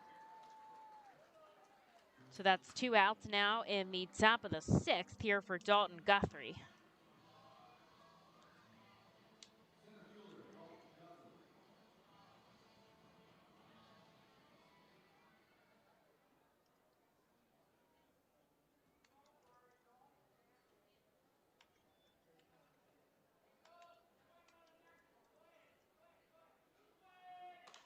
And the first offering now to Guthrie is a called strike. Bonifacio over on first. Takes a couple steps off the bag, though not too many.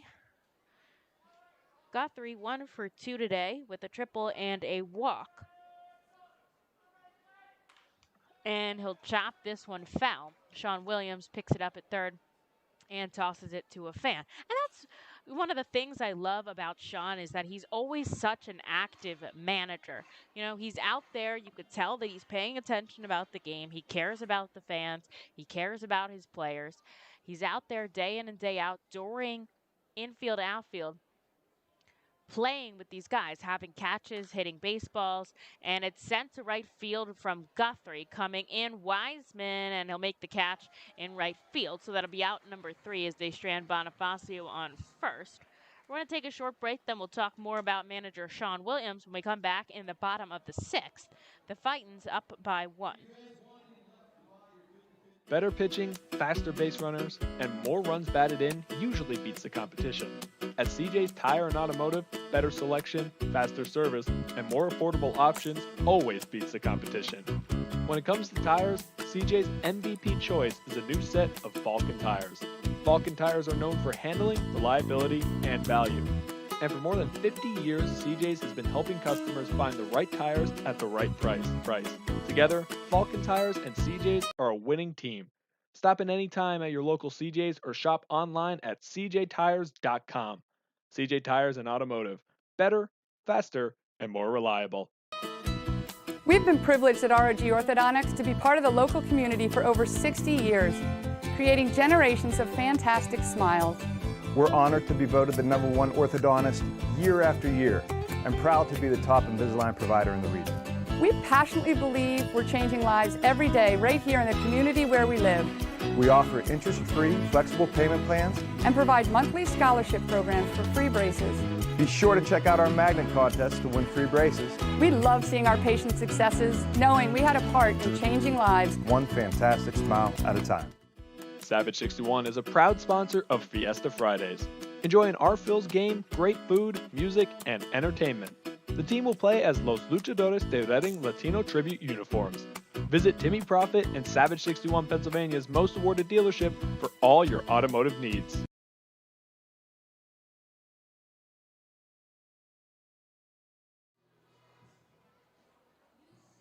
Well, we do have a pitching change here at FNB Field.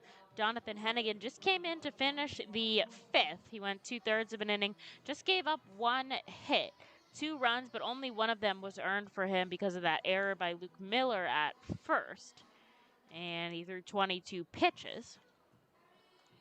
Solid outing as he kept the hold there for the Fightin' Phils. Here's Brian Marconi in relief. Interesting, I was talking about before, because Marconi mainly, closer, back end of a bullpen guy, but we'll see how he gets his use here as he comes in to face the bottom of the 6th, and he's going to face the bottom of the order for the Senators with Castillo, Flores, and we'll see who they put in to pinch hit, unless they go, of course, with Tarpani.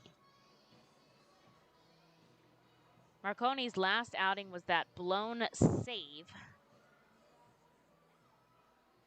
against Hartford on June 10th. That was their only loss in that series. We'll see how he goes again as Castillo goes for the bunt, but pulls back as it's a ball. Matt Vierling, 2 hits on the day in AAA as it's punched out to Miller at first. Who's going to get it? Burrito calls him off at the last second, and there's out number 1 as it's a pop out to the second baseman. Here's Jackson Flores, who had the triple that started things off in the 5th.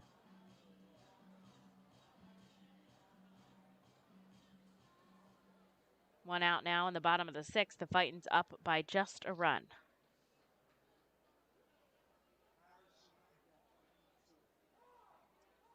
And we will have a pinch hitter on deck.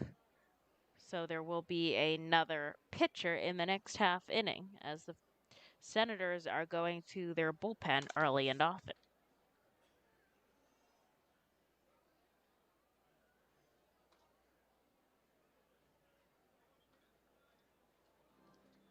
One ball, no strikes here to Jackson Flores with an out.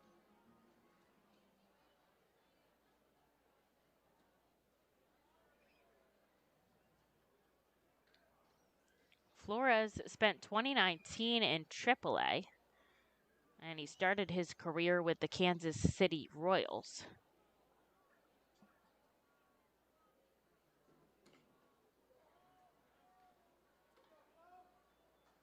But was signed as a free agent by the Nationals in 2019.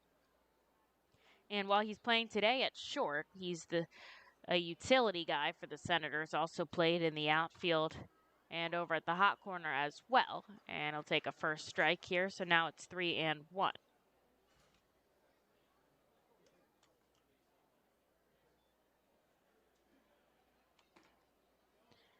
And he'll walk now on a ball outside.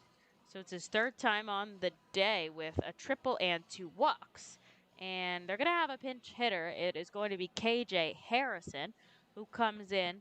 And, of course, now there'll be a pitching change in the next half inning. But Harrison, out of Hawaii, is 24 years old.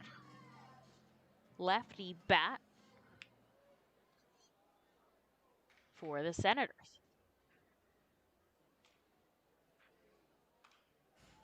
He squares up the bunt. He bunts it down, and Marconi sends it over to first. That'll be out number 2 as Flores advances to second. And a nice sacrifice bunt there by Harrison, but Marconi remained calm and was able to get the second out. So we're back to the top with Cole Freeman.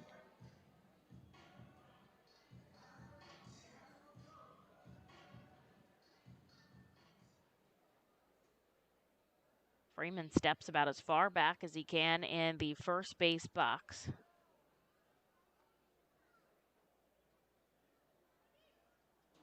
Marconi on the first base side of the rubber kicks and fires home, and it's upstairs. Flores taking quite a big lead off of second, but it doesn't seem like Marconi is really paying him any mind.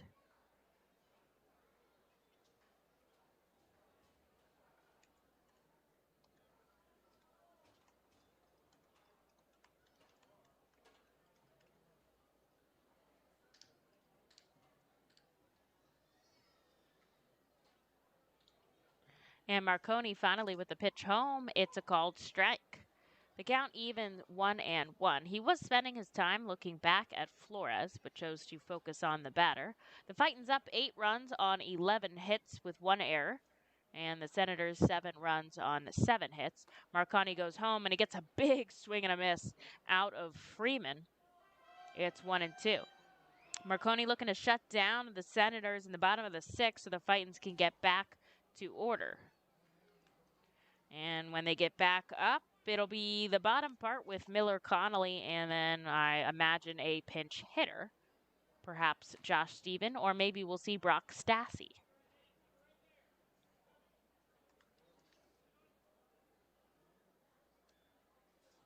Two balls, 2 strikes now from Marconi to Freeman. And here is the offering. It's sent into shallow right field. It's going to be Miller who makes the catch on the grass. And that will do it as he's getting a lot of action over at first. And Harrisburg strands a base runner. The Fightins retain their 8-7 lead. As we head into the 7th, we'll take a short break here at FNB Field. You can add a delicious all-you-can-eat buffet to any Reading Fightin' Phil's game ticket for only $18. No need to visit the concession stands. You can add a 2.5-hour all-you-can-eat buffet to any ticket. Selection includes barbecue chicken, barbecue sandwiches, cheeseburgers, hamburgers, hot dogs, mac and cheese, corn, pasta salad, baked beans, potato salad, chips, fruit, cookies, and Pepsi products. Call the Fightins at 610-370-BALL, order online at Fightins.com, or visit the Weidenhammer ticket office at First Energy Stadium. Savage Auto Groups is a proud sponsor of the Reading Fightin' Phils. Our large inventory and wide selection of models, along with competitive pricing, allow us to make great deals on many vehicle makes and models. Visit Savage 61, Kia, and L&B in Berks County for all your automotive needs. Established in 1928, the Manor Golf Club is one of the oldest public courses in eastern Pennsylvania. Located conveniently between Philadelphia, Lancaster, and Allentown in Sinking Spring, the Manor Golf Club offers a true test of golf on a traditional championship-style golf course where shot making takes precedence over length. Visit themanorgolfclub.com for more information.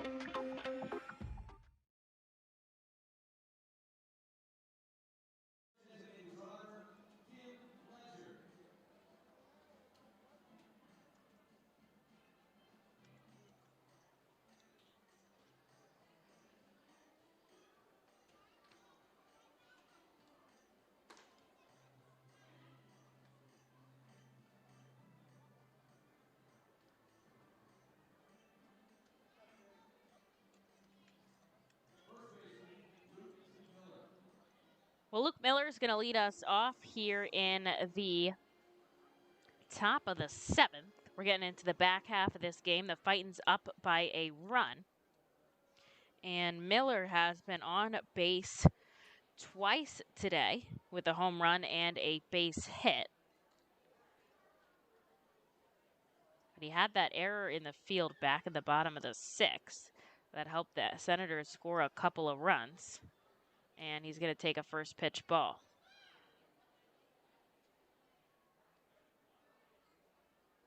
Tapani comes out for another inning of work, 16 pitches to get out of the 6th as Miller fouls one back again.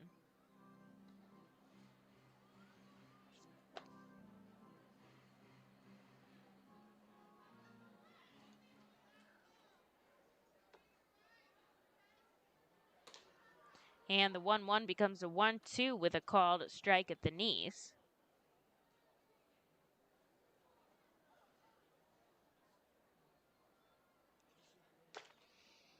And here's the offering from Tapani. He'll get Miller to go down swinging. That's out number 1 here quickly in the 7th for Jack Connolly, who's technically been on base all 3 times. He reached on a fielder's choice, a walk, and a single.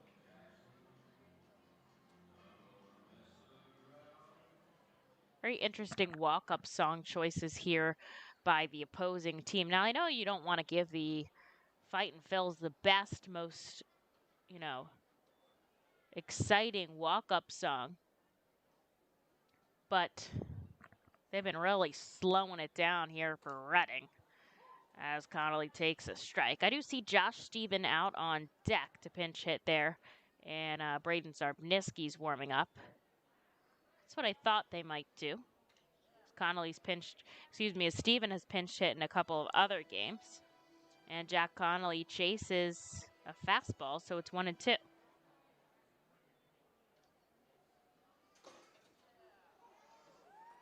And that'll be strike number 3 as Connolly goes down looking, and he's not very happy heading back into the dugout. That's 2 straight strikeouts from Tapani, his 4th. And now he'll face off against Josh Stephen. Stephen looked good during BP today, was sending some line drives out to right. So we'll see what the lefty has to offer here in the 7th with 2 outs.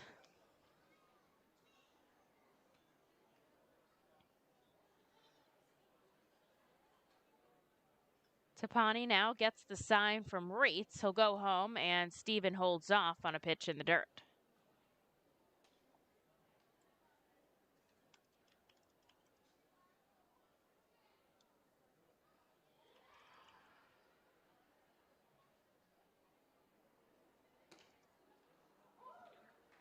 And now Stephen takes a strike, so it evens 1-1. He's messing around with the dirt in the batter's box. Infield and outfield back deep. Not really any wind right now at FNB as Stephen swings through a pitch and it falls behind 1-2 with 2 outs here in the top of the 7th.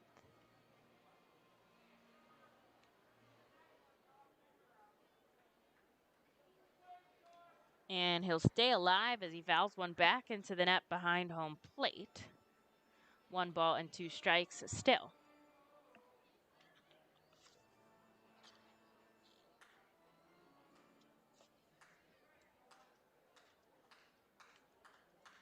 And Stephen takes a pitch upstairs. It's 2 balls, 2 strikes with 2 outs here in the top of the 7th. And Stephen looking for some pitch to work with in his strike zone, and it's going to be a called strike 3 as he heads back into the dugout. Tapani strikes out the side, and we'll head into the bottom of the 7th after stretch time here at FNB Field. The award-winning Reading Hospital Tower Health Character Pool Party provides an unforgettable night out with your family and friends. Enjoy a baseball game while swimming in the 87-degree heated pool directly behind the right field home run wall. Plus 2.5 hours of all-you-can-eat buffet and photos and autographs with the crazy hot dog vendor and the Fightin' Phils mascot band. Regular game tickets are $30 per person for groups of 20 or more. Give us a call today at 610-370-BALL. T-Mobile is the leader in 5G coverage and speed. No one else covers more Americans with the fastest 5G. The R-Phils are proud to introduce T-Mobile as the title sponsor of our Plaza stage. Fightin' Phils fans can continue to expect great performances on game days and non-game days. The T-Mobile stage is home to great bands, such as the Truest Fightin's mascot band and many others. It will also continue to house great musical performances during the off-season. Unlike any other area at First Energy Stadium, the Stadium 61 Dugout Suite puts you at the closest seat to the action on field, located just feet away from the diamond on the first base side. With covered seating, ability and motion accessible seating, and the most unique view around, your group will thank you over and over again for a one-of-a-kind experience. Tickets for the Dugout Suite are $27 and include options to add food or drink packages.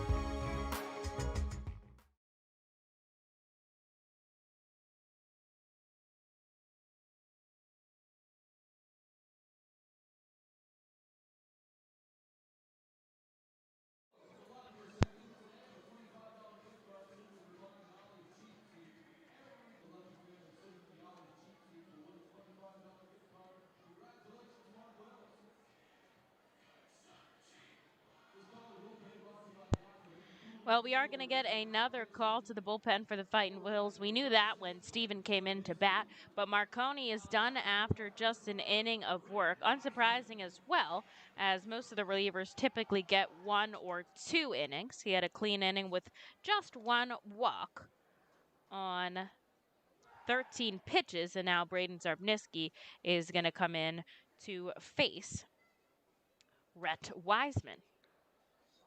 He'll send him a strike, and it's 0-1.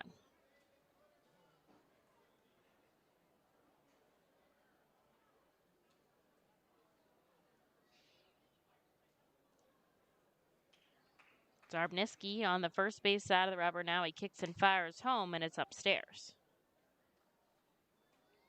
Bottom of the 7th here at FNB Park. Fightin' still up 8 runs on 11 hits to Harrisburg 7 runs on 7 hits. And here's the 1-1. It's a called strike inside. I can't see the dugout here because I'm pretty much on top of Harrisburg's dugout, but the Fightins are all up against the railing looking on at this game. It's pretty big stuff here as the 1-2 comes in it way too far inside, and it's 2-2.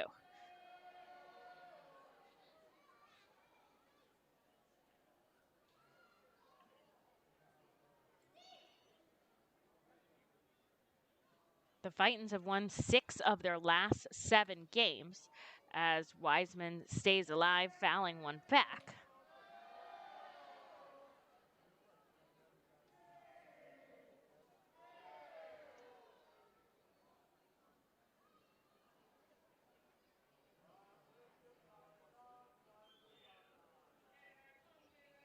Zarbniski trying to get them out quickly here so the Fightins can get back up to bat, but the pitch is too high and it's a full count.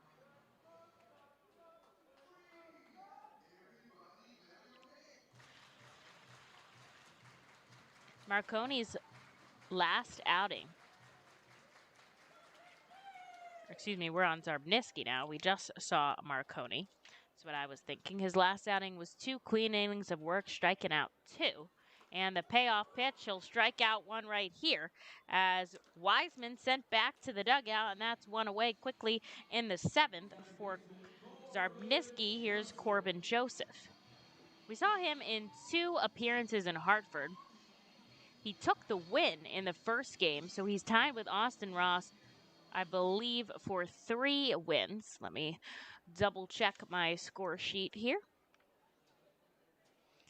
Yes, Austin Ross and Zarbniski tied for 3 wins. And in his second appearance on the 12th,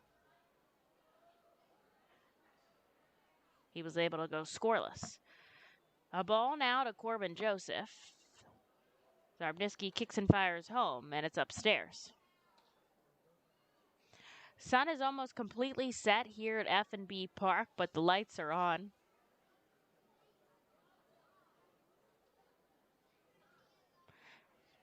2 balls and no strikes now to Corbin Joseph. And he'll get 1 strike as he goes fishing and comes up with nothing.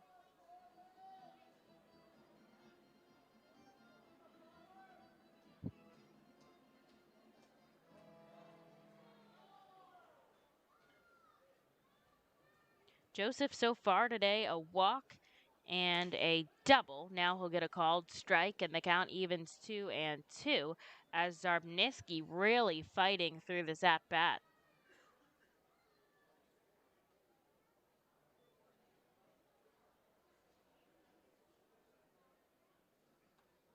With 1 away in the top of the 7th, it'll be a full count now to Corbin Joseph as Zarbniski's pitch comes in a ball, and we'll see what he could do. A lot of full count pitches for both teams tonight. A big moment here. And he sends it foul. Ripping off his mask is Connolly, but it's going to head into the stands, and there's nothing he could do about it.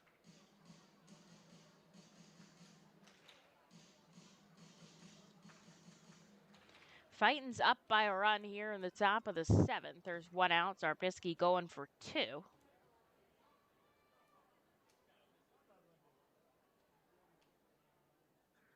Sets up, glove at the face, kicks and fires home, and it's fouled off once again.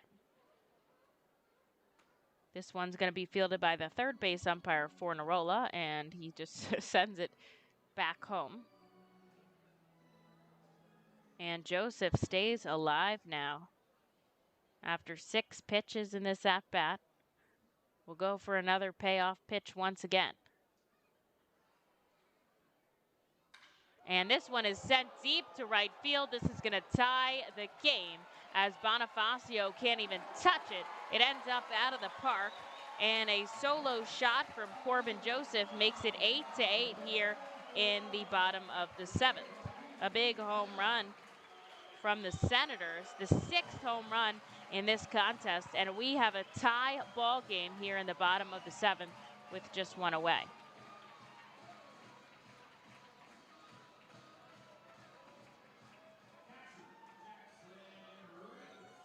Here's Jackson Reitz now. He hit a homer of his own back in the 1st. Definitely tough competition.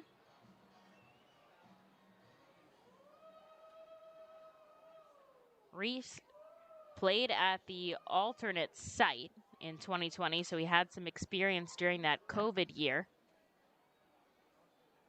And he said what's helped him out a lot is that being a catcher, he's really able to get better insight to pitcher's ability, which gives him a better assessment of balls he's seeing at the plate. Count 1-1 now from Zarbniski.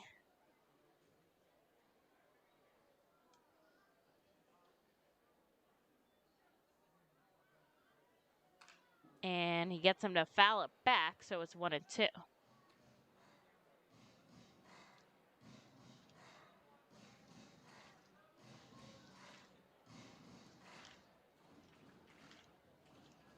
Just 1 out here in the top of the 7th. Reitz is up and Corridor's on deck. And the 1-2 now from Zarbniski is chopped up the third baseline. It's going to be called fair across the diamond from Tatum, and it's right on the money. That's out number 2. And man, was that deep in the hole at third. It couldn't have been closer to being called foul and fair. And Zarbniski gets the second out here for Aldrum Corridor.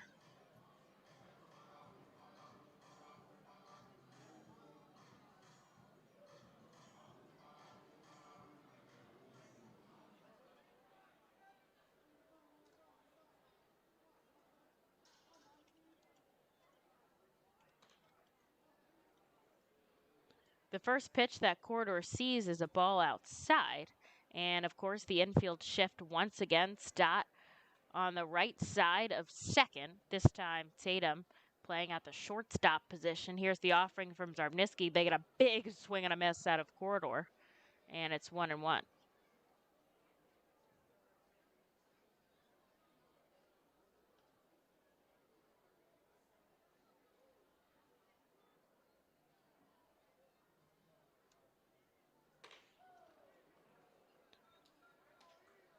It's going to be 1-2 now to Corridor. Zarbniski looking for the third out here in this half. Tie ball game in the bottom of the seventh. The Fightins need to get back up and add some offense. They've got 11 hits in this game, so for sure likely, and Zarbniski gets the call. Strike 3 to Corridor, and that'll do it, but not before Corbin Joseph's solo shot ties things up. As we head into the eighth, the Fightins look to add more offense.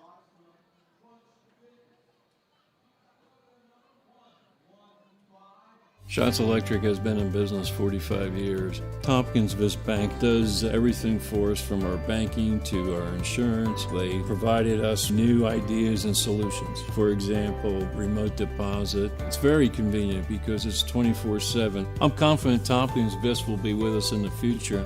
Tompkins Vist Bank and Tompkins Insurance. Service, stability, strength. Member FDIC Equal Housing Lender. Tompkins Insurance products are not FDIC insured and are not bank guaranteed. The Fightins feature special pregame happy hours every Monday through Thursday at the Yingling Hometown Tap Room. Tompkins Vist Bank Plaza opens at least 2 hours before game time for all happy hours. In addition to $1 off Rusty Rail Brewing thanks to Windsor Distributing, all happy hours feature live music on the T-Mobile stage. That's happy hour every Monday through Thursday home games thanks to Rusty Rail Brewing and Windsor Distributing. The Reading Fightin' Phil's birthday party package is the best way to celebrate a birthday. Whether you are a youngster or an adult, there is no better birthday than a Fightin's birthday. The Fightin's Fan Birthday Package is customizable for fans of any age and starts at just $120. Base packages include 10 general admission tickets to a Fightin's home game, an autographed baseball, and a VIP reserved parking spot. Fans can also add a wide variety of experiences and options to make sure your favorite Fightin's fan's birthday is a grand slam. Well, Daniel Brito is going to lead us off here in the top of the eighth. So we're back to the top of the Fightins lineup with Brito, Stott, and Bonifacio. Definitely the guys you want to see in a tie ball game in the top of the eighth. And the first offering, Brito, a single down the first base line. It's going to get in front of Mendoza. He's going to go for two, hustling. The throw is not on the money. It is way high over the head of Flores, who was covering, and Brito leads things off with a double in the eighth, his second of the day, his third base hit, and man, oh man, could you ask for anything more out of Daniel Brito? His 35th hit of the season, and he turned what could have been a base hit if he was being lazy into a double with impressive speed and effort. So here's Bryson Stott now with a runner in scoring position, and man, oh man, does that make a difference to have him on second in a tie ball game. Stott holds off on a first pitch upstairs. Knew he couldn't do anything with that. That was Brito's 7th double of the season.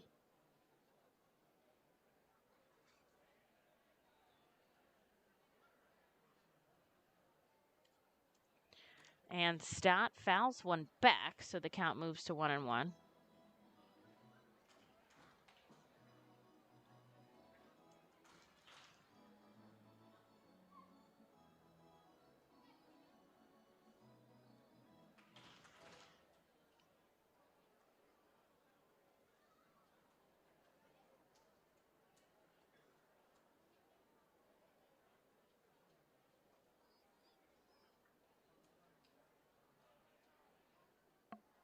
And there's a little bit of a shift here for Stott if he's able to poke it in the gap. Is he able to send it down the left field line? It ropes foul.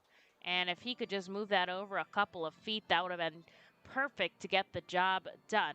Flores is holding Brito on the base at second. Obviously, he is the go-ahead run right now. And Stott's so good with his placement of the ball. We'll see if he can put it right where he wants it. 1-2 now, the count with nobody out in the top of the eighth. Leaning over, Tapani gets the sign now from Reitz, shakes him off. And now they'll agree as Tapani sends the 1-2 home to Bryson Stott. And it's upstairs. Reed sets to pop all the way up to save it. And it's even at 2.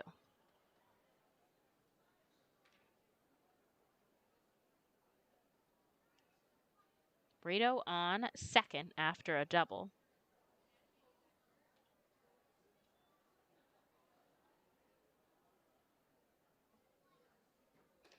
The 2-2 is a swing and a miss there from Stott. And he'll take a K now with an out in the top of the 8th here for Jorge Bonifacio.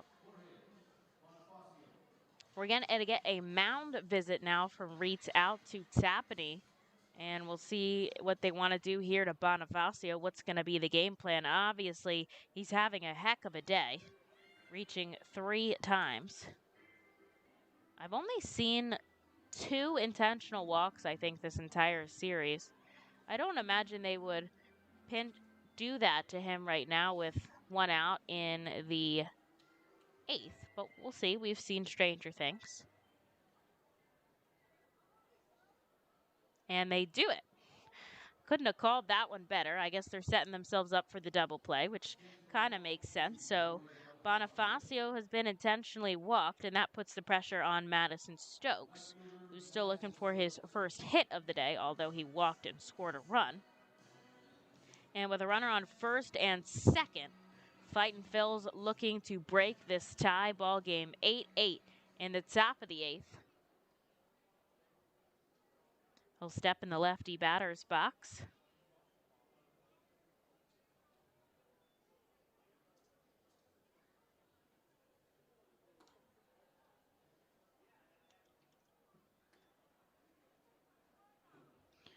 The first offering to Stokes is a ball. Now, the Senators do have an open base here as there's only 2 runners on, but there was 1 away, and they tried to set themselves up for the double play by intentionally walking Bonifacio. And Stokes is now going to take 2 straight balls.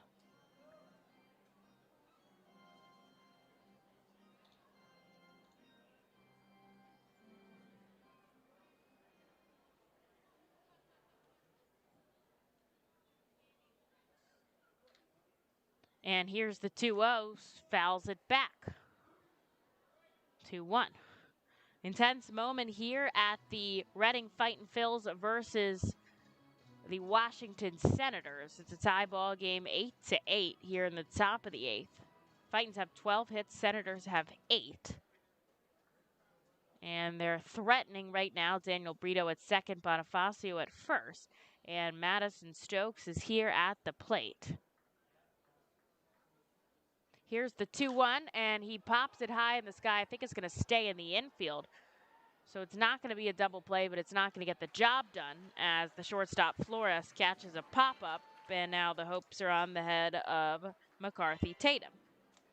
Tatum did hit a home run back in the 5th, so he's got the power to do it today. The Fightin's not looking to strand 2 runners here in scoring position.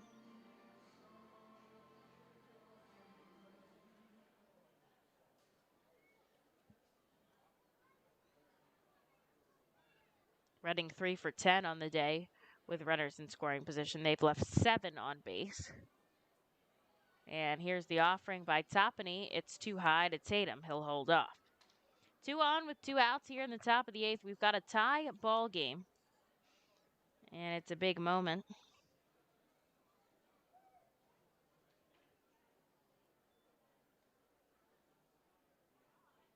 Sizable leads from Brito and Bonifacio. Obviously, they're going on contact, though not this contact, as Tatum fouls it up the third base line.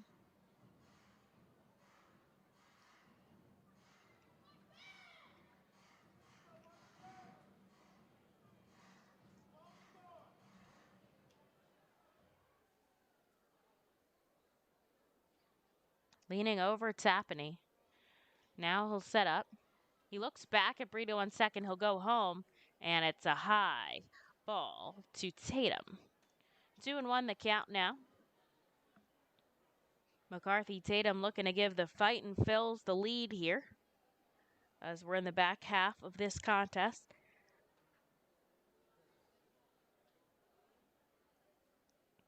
Tapani comes home with the 2-1, and it's a called strike. It's 2-2.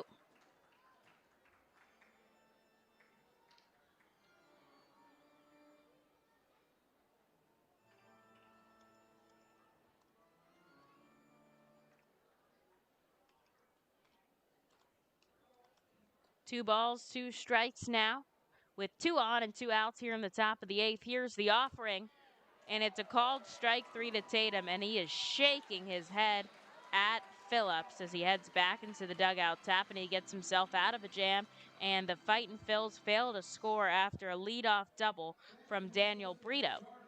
So we'll head tied into the bottom of the 8th here at FNB Ballpark.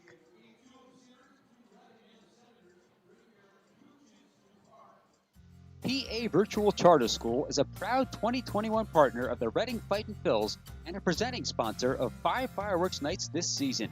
Pennsylvania Virtual Charter School is a public cyber charter school that opened its doors on September 4th, 2001. PA Virtual provides personalized education for over 2,000 students from diverse backgrounds across the Commonwealth.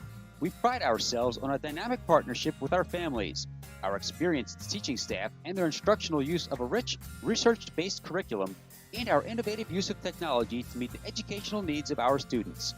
For more information on how PA Virtual Charter School can help your child, visit us today at pavcsk12.org. PA Virtual Charter School looks forward to seeing you at their 5 Reading Fightin' Phils fireworks shows in 2021. Go Fightin' Phils! Looking for a place to have the ultimate family fun at the Fightins game? Look no further than Geico Funland. Geico Funland features the most exciting games and entertainment at the ballpark, including speed pitch, mini putt golf, ring toss, and peach basket toss, mascot autograph booth, a bounce house, and the incredible giant inflatable slide. Bring your family to all the fun at their next R-Phils game at Geico Funland.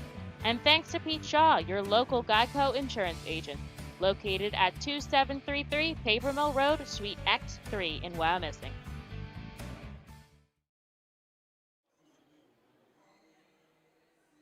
Zarbniski going to come out for another half inning of work. He did allow that tying home run to Joseph back in the 7th, and the Fightins failed to score in the 8th, so we're still tied at 8 as Drew Mendoza, the first baseman, is going to lead us off, and he'll foul off a pitch back behind the plate. It's 0-1. 71 degrees here as the sun is completely set, cooled off just a little bit in Harrisburg. Should be a nice weather week. Tomorrow's game time is at noon, so it's a day game here at FNB Field. I will call that one remote from FNB Stadium, and then I'll spend the rest of the games here on the road with the team at Harrisburg. Zarmniski gets Mendoza to pop one up. Bonifacio calling everyone off, and he'll make the catch out and right.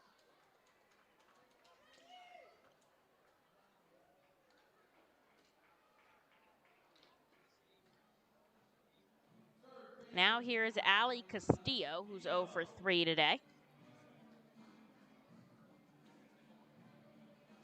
Senators do have someone warming in their pen, so not sure we'll see Toppany come out for another inning of work. Some light stretching going on in Reddings as well.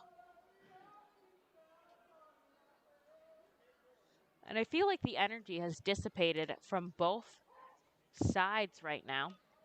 Obviously tough for the Fightins to drop a lead, but they're still tied, so it's not as if the game is over. And you'd think Harrisburg would be feeling a little bit better, but it just doesn't feel that way here in the ballpark.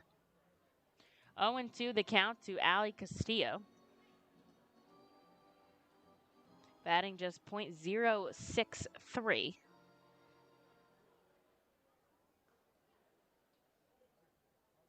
And here's the offering. It's going to be upstairs. Castillo holds off.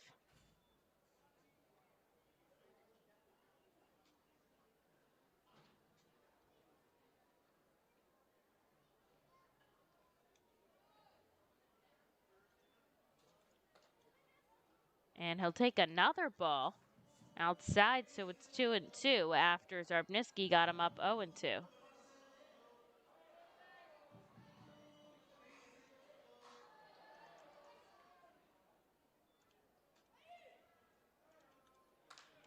And it's going to be bulleted foul up the first baseline, and so the count remains at 2-2.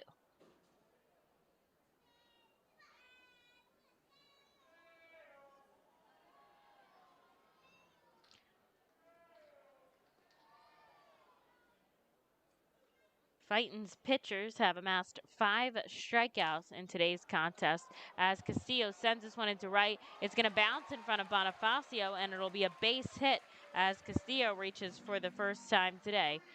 With just 1 out, here's Jackson Flores, who's been on 3 times today. And we'll see if the Senators start to threaten here in the 8th as it's tied.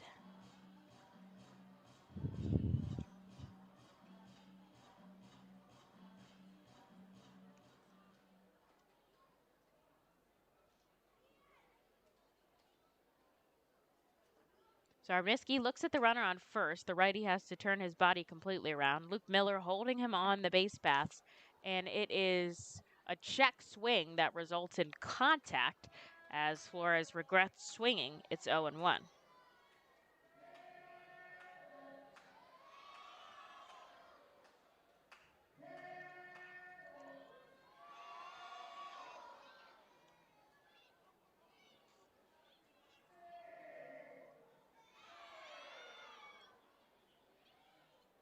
And Flores just refusing to get into the box. I mean, come on. Here as the pitch clock is run out, but the umpires don't typically call any of those. And here's the offering from Zardniski. He goes for the bunt. Charging it is Tatum, barehanded across the diamond, and he makes the play. And Tatum knocks himself over with his force, but wow, is his defensive skills impressive tonight as he gets the out at first. And there's 2 outs now as moving to second is Castillo. We're going to see a pinch hitter.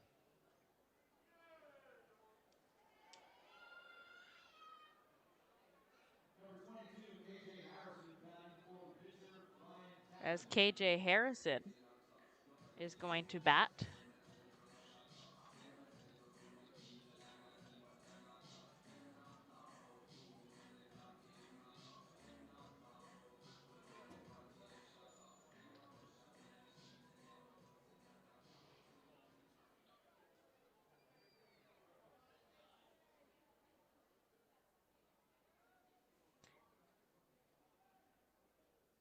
And the offering from Zarbniski is sent back to Tatum. Let's see if he'll send this one across the diamond cleanly. He does, and he makes 2 straight plays. Impressive work there by Tatum to save this half inning and strand a runner on second for the Senators. It is tied at 8 as we head into the top of the 9th. Things are winding down at the ballpark, but the energy still here as we're tied. At Savage 61, our goal is to assist you in making a confident decision. Our friendly professional staff members are available to answer all of your questions and listen to all of your needs. Whether you're shopping for a new or pre-owned vehicle, we're ready to help you with your search. Visit our dealership on Pottsville Pike today. The R-Phils and Savage 61 are excited to bring you Fightin's Baseball live from the comfort of your own home. If you are listening to this now, you're probably watching on YouTube, Facebook, or Twitch. Thanks for tuning in, and feel free to check us out on rphils.com/pressbox for all the elite baseball information on the Fightin' Phils. The world-famous Fightin' Phils mascot band celebrates its 21st season in 2021, with pregame concerts starting Saturdays in May thanks to Truist. You heard right, actual mascots playing in a rock and roll band. See Quack the Rubber Duck on lead vocals and guitar, Screwball on drums, Bucky on bass, Change Up on bongos, and Blooper on lead guitar. A real band jamming on the T-Mobile stage before Saturday games this season. Don't miss the one-of-a-kind Fightin' Phils mascot band. Pre-game on Saturdays thanks to Truist.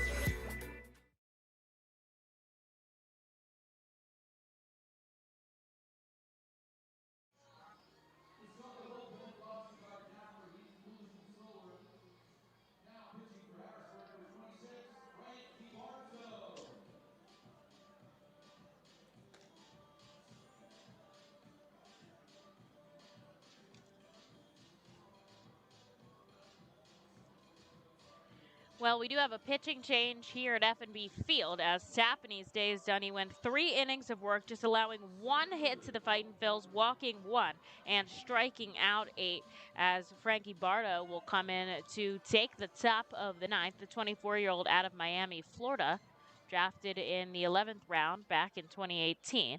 And he is going to face off against Dalton, Guthrie, Miller, and Connolly, as we're tied at 8 here in the top of the 9th. The first offering from Bartow hits 91 on the radar gun, a swing and the miss from Guthrie. I feel like what Toppany just did there cannot be undersold, because that he really held the game for his team. The Fightins were offensively out of control, 11 hits and 8 runs. He only allowed 1 hit and nothing across for his team in the last 3 innings, while the bats for Harrisburg were able to tie things up. Guthrie down 0-2 as he goes for the bunt, but fouls it back. And he really made a difference for his team.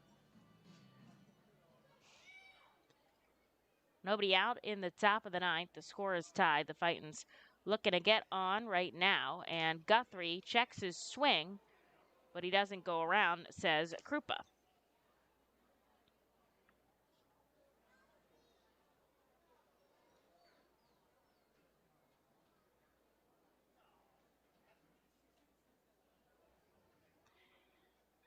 Bartow kicks and fires home. It's a chopper off the bat, but it's right into the glove of Mendoza, and he's able to make the play unassisted at first for out number 1 here in the top of the 9th. It does look like Billy Sullivan will be coming in for the bottom half. Try to close out this game. He's been very impressive for the Fightin' Phils. Has not allowed a run across the board, and obviously would be your go-to guy if the Fightins score here, or even if they don't. Here's Luke Miller. 2 for 4 today. 2 Ks, a home run, and a single. He'll foul off the first pitch he sees. The attendance at the ballpark tonight, 3,024 on a Tuesday night in Harrisburg. This is game 1 of the 6-game set between the two teams. Obviously, I said tomorrow is a noon game. I'll be doing that remote, so feel free to join me during the workday. It'll make the day pass by really quick, I promise, if you're getting to listen to my capture of the game over the airwaves. You don't even have to watch. You can just listen back, and I'll describe it for you. And the night games through Saturday, and then, of course, the Sunday game as well. Here's the 1-1 as Miller fouls it back again, and it is 1-2.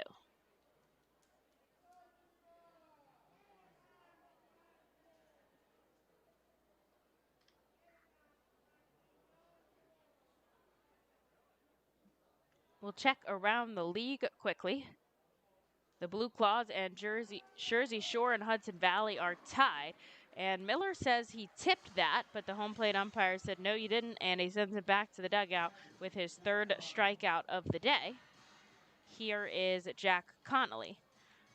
After 6, Jersey Shore Hudson Valley tied at 4. Lehigh Valley down 8 runs in the bottom of the 8th. And, of course, I said earlier, the Phillies do not play until 10 o'clock tonight, so I'll have something nice to listen to on my drive back. Here's Jack Connolly, and he'll take a first pitch outside. 2 outs now in the top of the 9th. Of course, Harrisburg will have the opportunity to bat in the bottom half.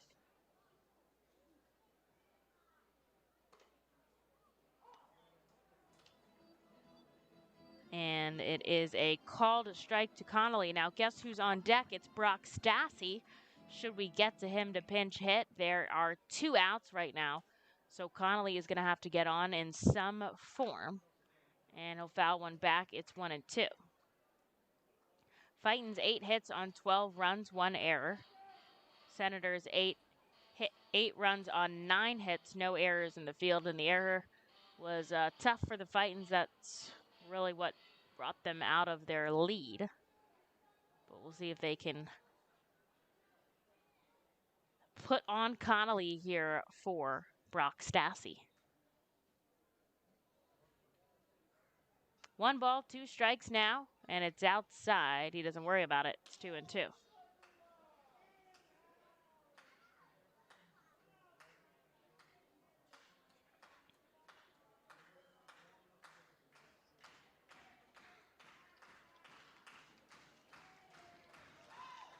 and he fouls it back as Connolly stays alive.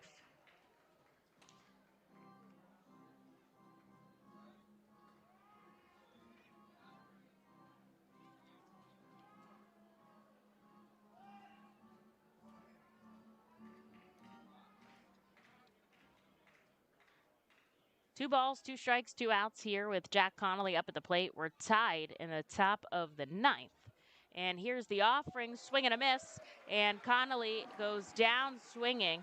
And he paused for a second there. And I'm not sure what's happening, as Sean Williams is up talking to the home plate umpire, Phillips. And Phillips is now having Krupa come and chat with him, as Sean Williams and Jack Connolly are still out on the field. Everyone from the Senators is back in, and they're going to say that he is still up. Did he tip it? He tipped it foul, so they're going to have to come back out.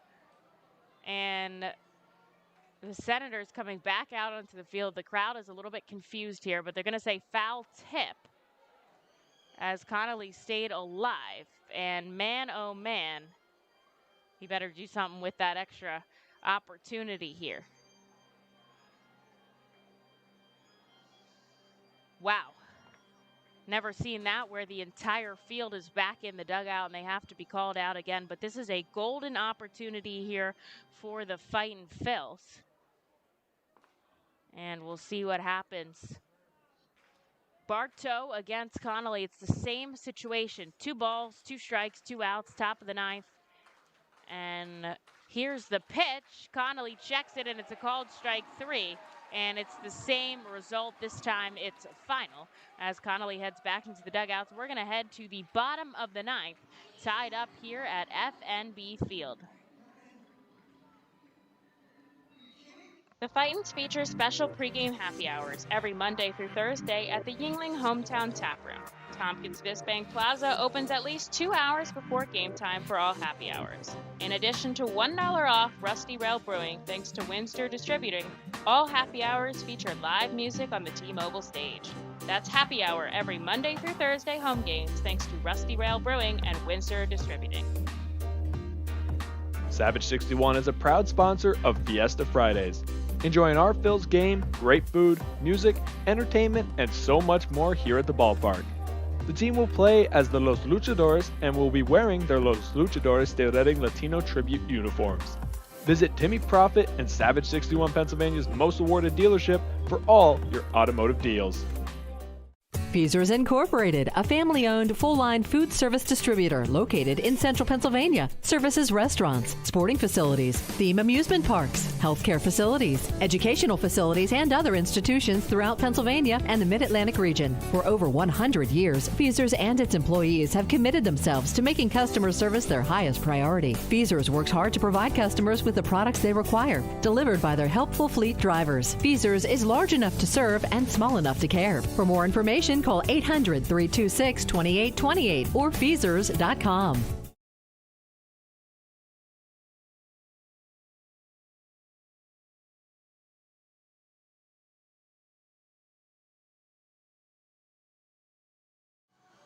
Well, Sean Williams turns the ball over to his guy, Billy Sullivan, here for the bottom of the ninth to preserve this tie and get the Fightins back up to bat. Sullivan has been clean. No ERA, no runs allowed at all since being called up to Double-A in the middle of May. And there is a defensive substitution as well. We were going to see Brock Stassi pinch hit back in the top of the ninth, but he never got up. So he is going to come in at first for Luke Miller right now. So Brock Stassi taking on the Reading Fightin' Phils jersey for the first time since 2015. When he was named league and team MVP. He was drafted by Philadelphia back in the 33rd round in 2011. After he made his debut, he played a couple games out in Philly, had a pretty good OBP, but was designated for assignment, as I said. Played a couple other teams, only reached the minor leagues there, and has since played in Indy ball where he's been highly successful, so he's re-picked up by Philadelphia here as they're looking for some bats this season. And we'll see how Billy Sullivan faces off against the top part of the lineup with Freeman, Wiseman, and Joseph. And Freeman sends the first pitch he sees to center field, but Dalton Guthrie is there to make the catch. It's out number 1. So Billy Sullivan on one pitch gets 1 out. And that'll bring up Rhett Wiseman, who's 0 for 4 today. And I have not yet decided if that means he's due for a hit or if it means he's going to get shut down once again.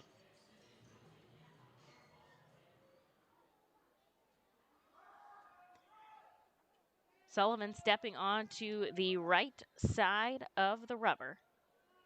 Connolly still behind the plate. Kicks and fires home, and it's upstairs.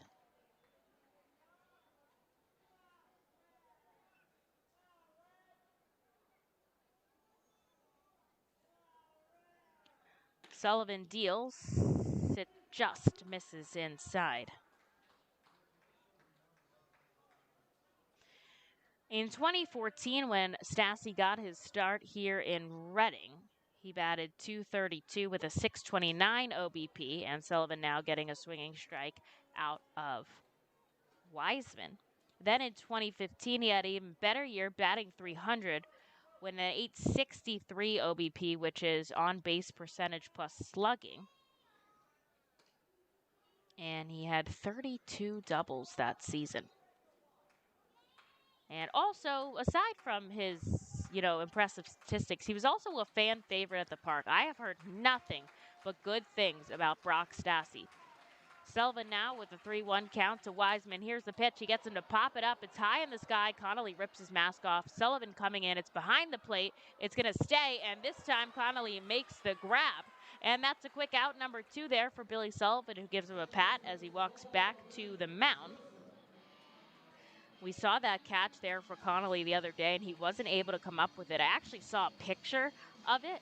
And you could hear it when it hit his glove, that it did not hit the webbing, it hit his palm. And that's exactly what happened in the picture too. It hit his palm and it bounced up. But today he's able to make the catch perfectly, and that's out number 2. Here's Corbin Joseph, who had a home run and a double in this contest. And Harrisburg down to their final out before what's going to happen in the next inning if this score is still tied. Hopefully going to extras because the Fightins need to get back up to bat. They're 1-1 in extra innings.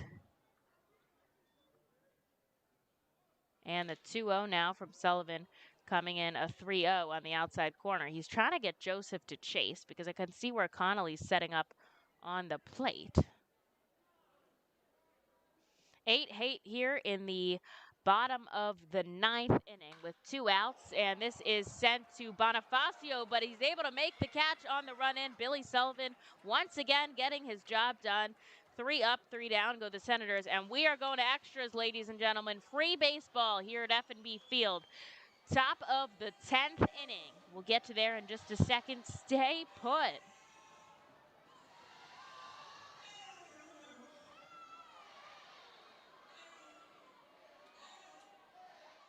PA Virtual Charter School is a proud 2021 partner of the Reading Fightin' Phils and a presenting sponsor of 5 fireworks nights this season. Pennsylvania Virtual Charter School is a public cyber charter school that opened its doors on September 4th, 2001. PA Virtual provides personalized education for over 2,000 students from diverse backgrounds across the Commonwealth. We pride ourselves on a dynamic partnership with our families, our experienced teaching staff, and their instructional use of a rich, research-based curriculum, and our innovative use of technology to meet the educational needs of our students.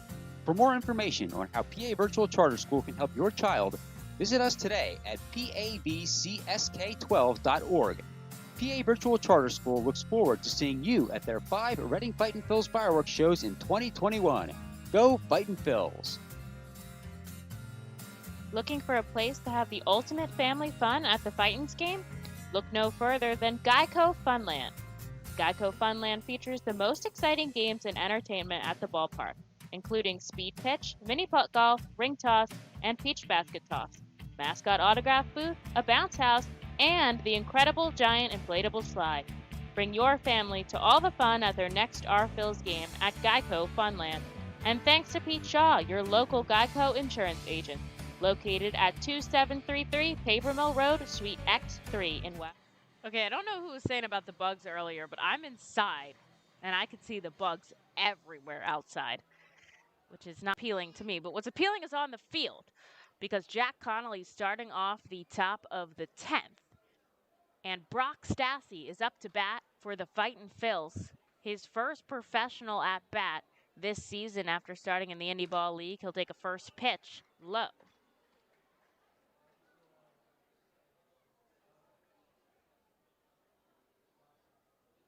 Connolly taking a sizable lead off of second. Those are the rules now. In extra innings, the last batter to get out starts on second, and Stassi pops one back into the netting behind home plate. The count is 1-1.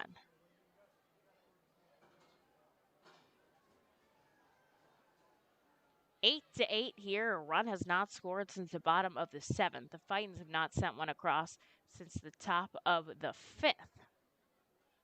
They've got a runner in scoring position here for Brock Stassi. Looking back at Connolly, now he goes home, is Bartow.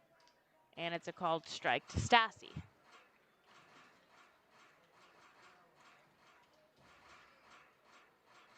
And a lot of fans are leaving this game right now. This is the best part. Very interesting.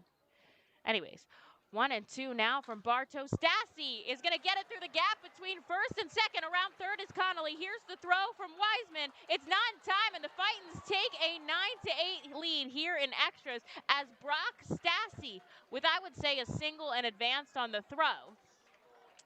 And they did confirm that for me, a single in advance on the throw. And wow, Brock Stassi with his first hit in a Reading Fightin Phils uniform gets the job done. And he's on second now.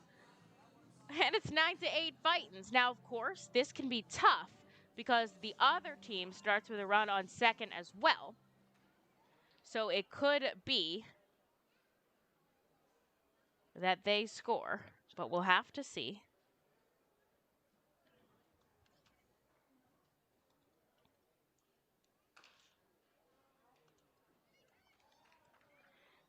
And it's going to be Daniel Brito's turn at the base with nobody out and Stassi on second.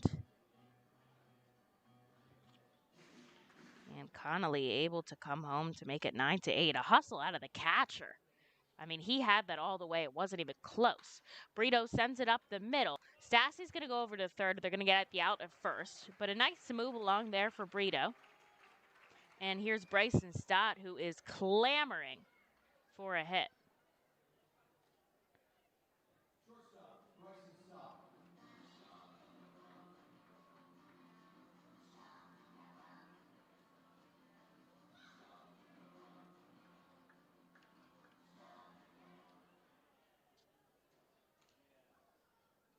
Bryson Stott stepping into that first base box. All the infielders are in. They're trying to preserve another run from crossing. As I said, a lot of teams are able to score one. Stott sends it up, praying it goes out, and it is going to go out of the field of play. He was already caught on a pop-up in foul territory back in the third.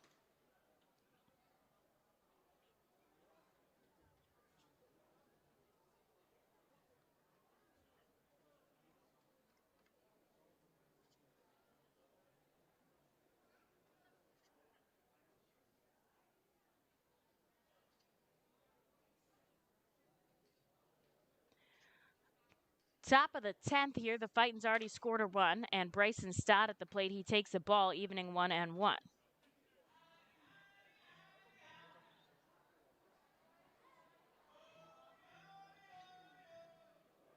And Brock Stassi over at third.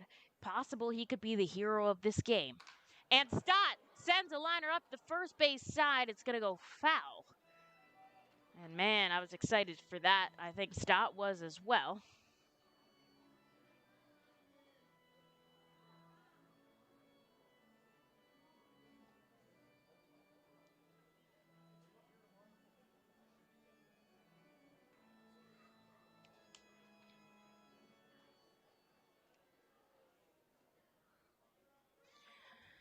1 ball and 2 strikes now to Bryson Stott. The Fightins are up 9-8 here in the top of the 10th with 1 out, and Stott has to get out of the box to avoid being hit. So it's 2 balls and 2 strikes.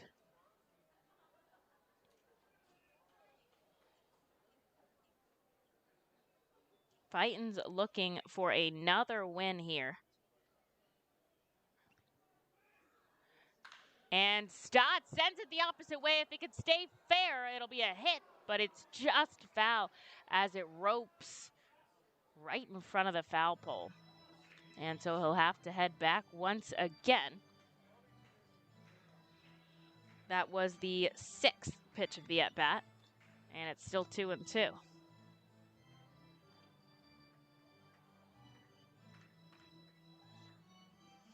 Brock Stassi still on third. He gave the Fightins a 9-8 lead here in the top of the 10th. I believe Billy Sullivan going to come out for another half inning. No one in the pen, and he's the go-to man. Infielders are in. 2 balls and 2 strikes still to Bryson Stott. Bartow deals. Stott a chopper, foul.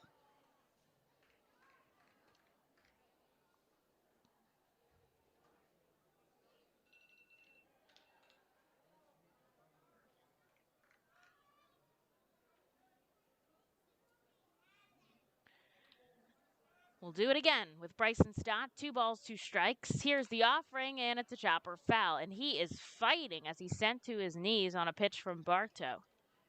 Stott is trying to hang in there until he gets a pitch he could do something with.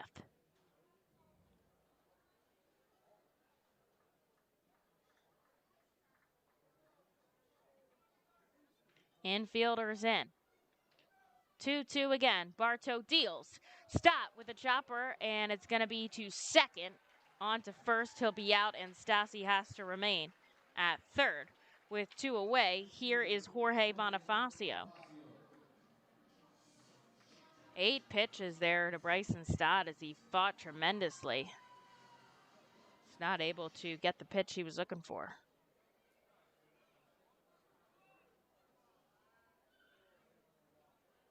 And they're going to intentionally walk Bonifacio again. This time I'm not sure because they already have 2 outs. And here's Madison Stokes, which I'm not sure I'd really rather pitch to Stokes versus. I know Bonifacio has the power, but Stokes has been on fire lately. And that just kind of, I imagine that lights something under you when they walk the guy and intentionally walk the guy in front of you. You got to be like, oh, man. So we'll see what happens here. With 2 outs and runners on the corners for the Fightins, Stokes takes a ball. Reading up 9-8 here in the top of the 10th.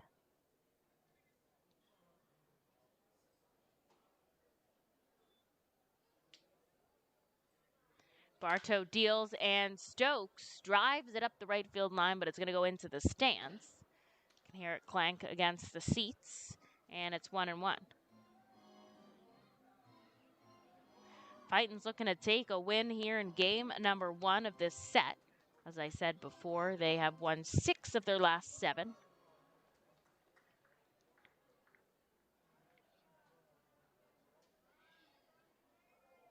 One ball, 1 strike now from Bartow. It's inside, and Stokes has to back out of the box to get away. Runners on the corners, the middle infielders back deep, and the first baseman Mendoza holding on Bonifacio. 2-1 now. It's outside. Stokes holds off. 3-1. There's an open base now for the Harrisburg Senators, but that will bring up McCarthy Tatum.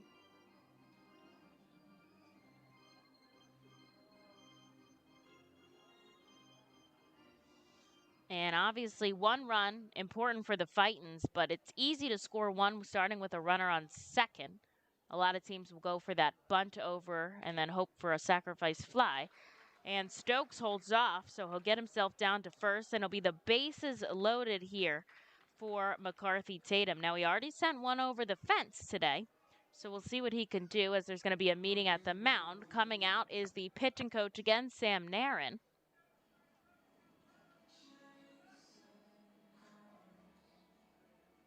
They go with interesting music here. They're playing, Chasing Cars is a great song, don't get me wrong, but I don't know if it's the pump up music your team might be looking for here to get out of this half inning. Got to give credit to our music guys over at the Fightin's field. And a big credit to our front office for letting me come out to this game on the road. I'm very appreciative of our management and giving me this opportunity. It's been great to call this first game on the road for you guys, and such an exciting one as that. Bases loaded with 2 outs here for the Fightins. They're looking to tack on some more runs. The first offering to Tatum is outside.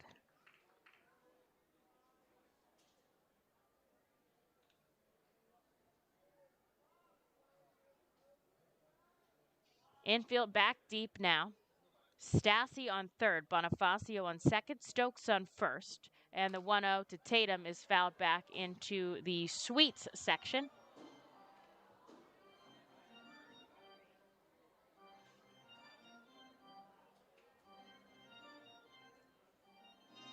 So the count evens 1-1 now.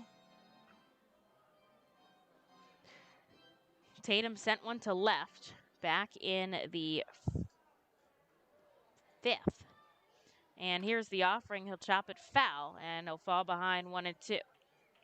Fightin's 13 hits to the Senators' 9 hits today, though they've made 1 error in the field.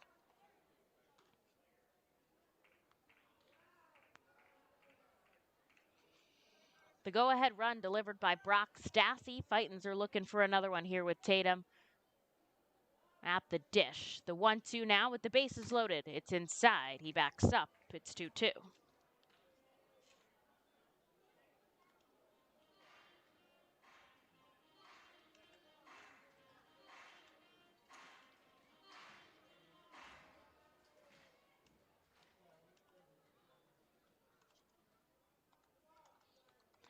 And we'll go again. 2 balls, 2 strikes, and 2 outs, and it just misses outside.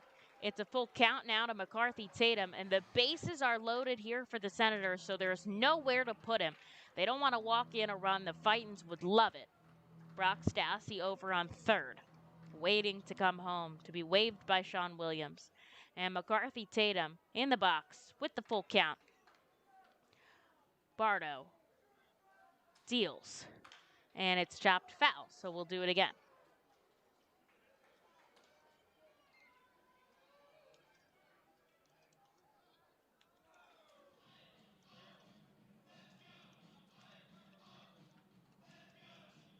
Everyone heads back to their bases, and Bardo back on the third base rubber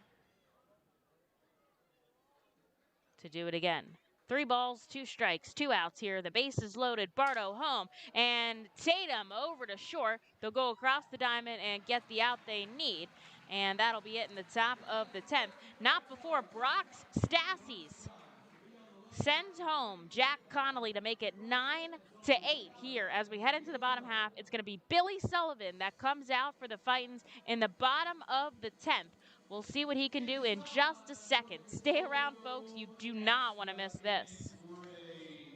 The Seidel Auto Group Deck Picnic appeals to both diehard and casual fans with a summer picnic-like and fun tailgate atmosphere. During your picnic, you may even catch a souvenir, as the area is situated directly in prime home run territory behind the left field wall.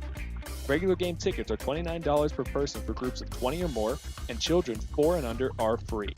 Visit Fightins.com/groups or call 610-370-BALL to reserve your group outing today. Enjoy the ultimate season ticket package with the Riverfront Federal Credit Union VIP Club season membership. Benefits of the VIP Club include a padded seat bottom and back, exclusive entrance which opens 10 minutes early with immediate access to your seats, special tickets with your name and a voucher for a hot dog, soda, and a bag of chips at each game, plus 2 VIP Club pregame cocktail parties each season. What are you waiting for? Join the Riverfront Federal Credit Union Fightin' Phils Season Ticket VIP Club membership today. Be the first to know everything about your Red and Fightin' Phils by signing up for the Baseball Town Insider email newsletter. Once you become a Baseball Town Insider, you will receive breaking news about Fightin's promotions, including giveaways and guest appearances, special events, exclusive offers, and discounts on tickets and merchandise, just for being a Baseball Town Insider. Visit Fightins.com to sign up for this free email newsletter. The Baseball Town Insider. Stay in the loop and become a member today.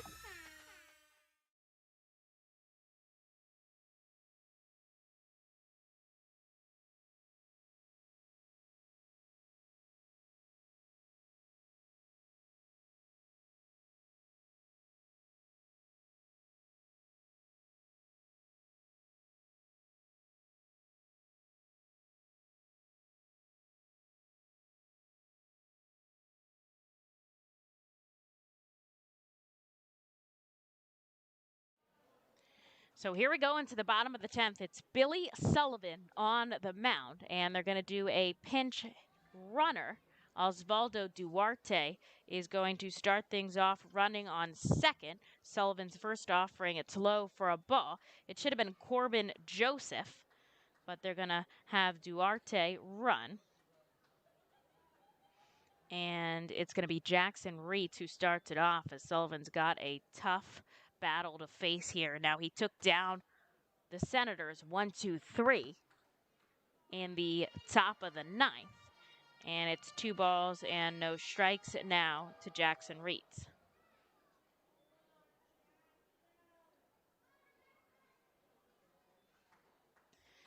Sullivan sets, fires home, and he gets the strike call he's looking for now.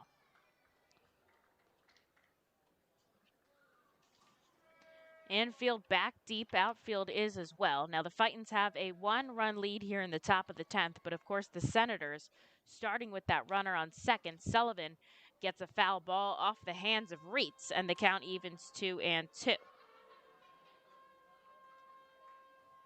Billy Sullivan has a save to his name. Usually comes out in the 7th or 8th, but we'll see him in the 9th and 10th here today.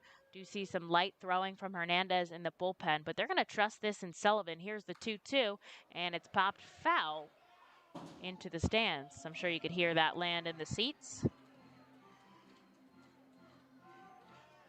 Duarte still out on second, and the count's going to remain 2-2. The Fightins up 9-8 here in the bottom of the 10th, thanks to Brock Stassi's first professional hit since 2017.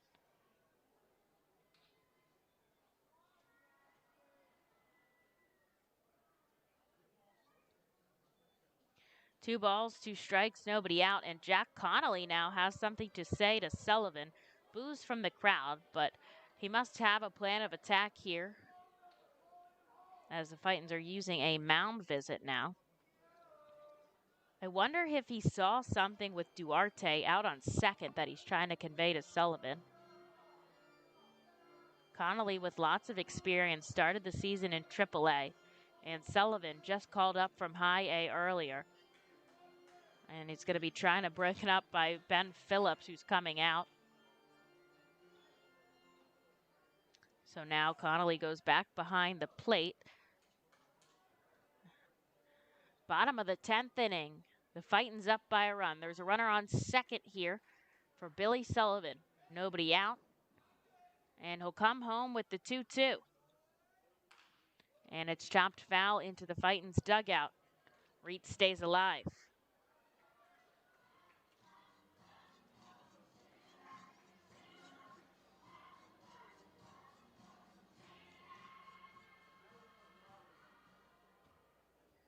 So we'll do it again. Billy Sullivan leaning over. He gets the sign from Connolly, setting up on the outer part of the plate.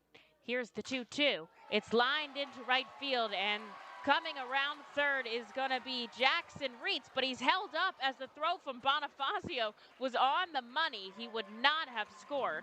And man, was that close, as Duarte held up at third on the single by Jackson Reitz, and I am surprised that they held him up. I mean, I know there's no outs, but we will see what happens with now Aldrin Corridor. Billy Sullivan trying to hold off his perfection here in Double-A baseball.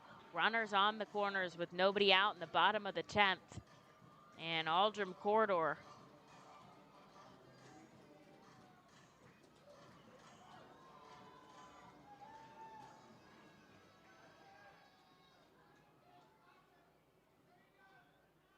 Sullivan kicks and fires home. It's upstairs. And Connolly, not only does Sullivan have to be perfect, but Connolly has to be perfect behind the plate. Nothing can get past him right now.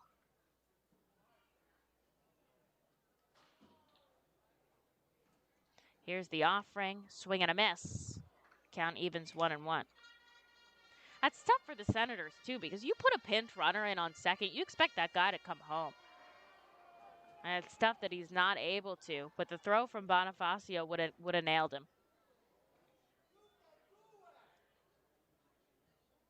Sullivan setting up the 1-1. Fouled back. He gets ahead 1-2.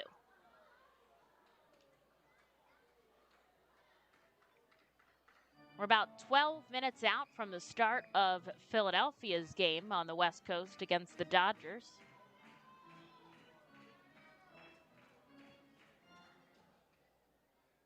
Sullivan steps off the rubber, trying to throw off corridor here. Would love a strikeout to his name. He leans over. Glove at the waist. Runners on the corners here, nobody out. Sullivan kicks and fires home. The 1-2 is popped up, and it's going to be a sacrifice fly unless Stokes can send it in quickly, and he does. Stokes plays that perfectly. So he started a few steps back. He ran in with the momentum. He got the ball, and he kept charging while he threw.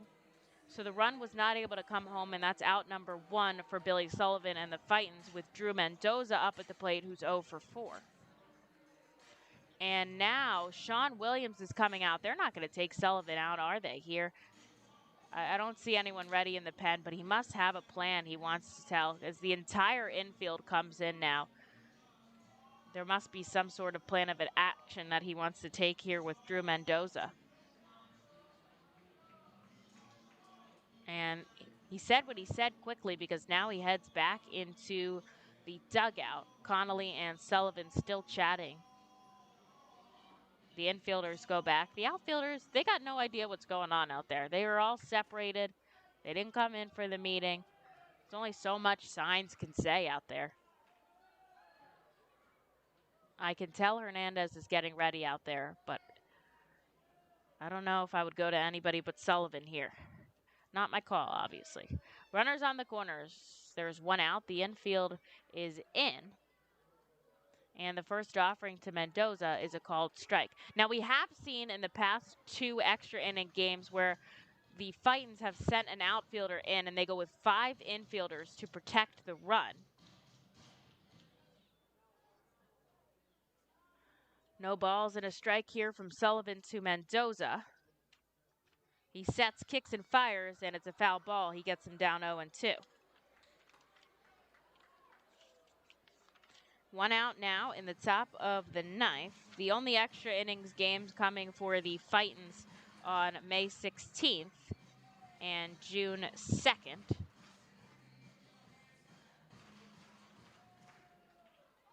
Both were tough contests for the Fightins. And both of those all of their extra innings have come on the road, which I don't know if it means anything, but it's something. Here's the 0-2 from Sullivan. It's in the dirt. A great block by Connolly. Wow. So it's 1-2. There are some Fightins fans here in the ballpark. I can see them down behind home plate, wondering if Sullivan's parents are here. They've been in every game for the Fightins. Runners on the corners here with 1 out. 1 ball, 2 strikes. Sullivan sets up. Kicks and fires home. And it's a called strike 3. The dugout excited there as Sullivan gets the punch out. And now it's a completely different half inning. He's 1 out away from getting the save for his team and winning it in extras as Ali Castillo steps up to the plate.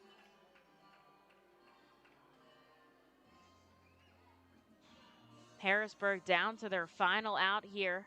They trail by a run, but they have runners on the corners. And Billy Sullivan looking for the save. He singled in his last time up, and he looks solid at third today. Sullivan gets a swing and a miss. He sends it by him 94 on the radar gun. The Fightins looking for their first extra innings victory and their 7th out of 8 game win. First on the road here at Harrisburg. And just trying to keep the momentum rolling, really, because they look so good out there. Here's the 0-1. Castillo fouls it back. Harrisburg down to their final strike here.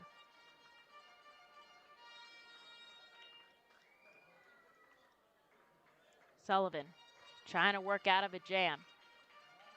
He's scoreless in all of his appearances, and he's got Castillo 0-2 right now. 2 outs. Runners on the corners for Harrisburg. Here goes Sullivan. The 0-2 is up high. A nice pop-up by Connolly. And it's 1-2.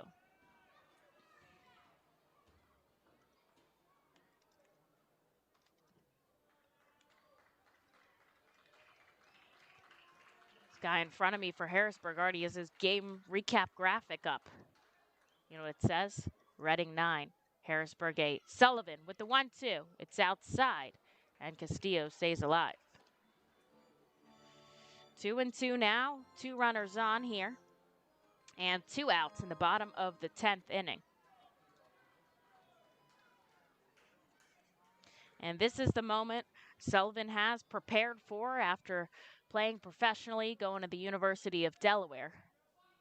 And the 2-2, it's outside.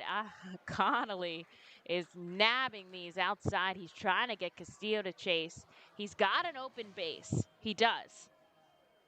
But I think he wants to end it right here. And, of course, the ball cannot get by Jack Connolly behind the plate. Bottom of the 10th, the Fightins up by a run. There's 2 outs. And a full count. Here's the payoff pitch from Sullivan. And it's sent to Madison Stokes across the diamond.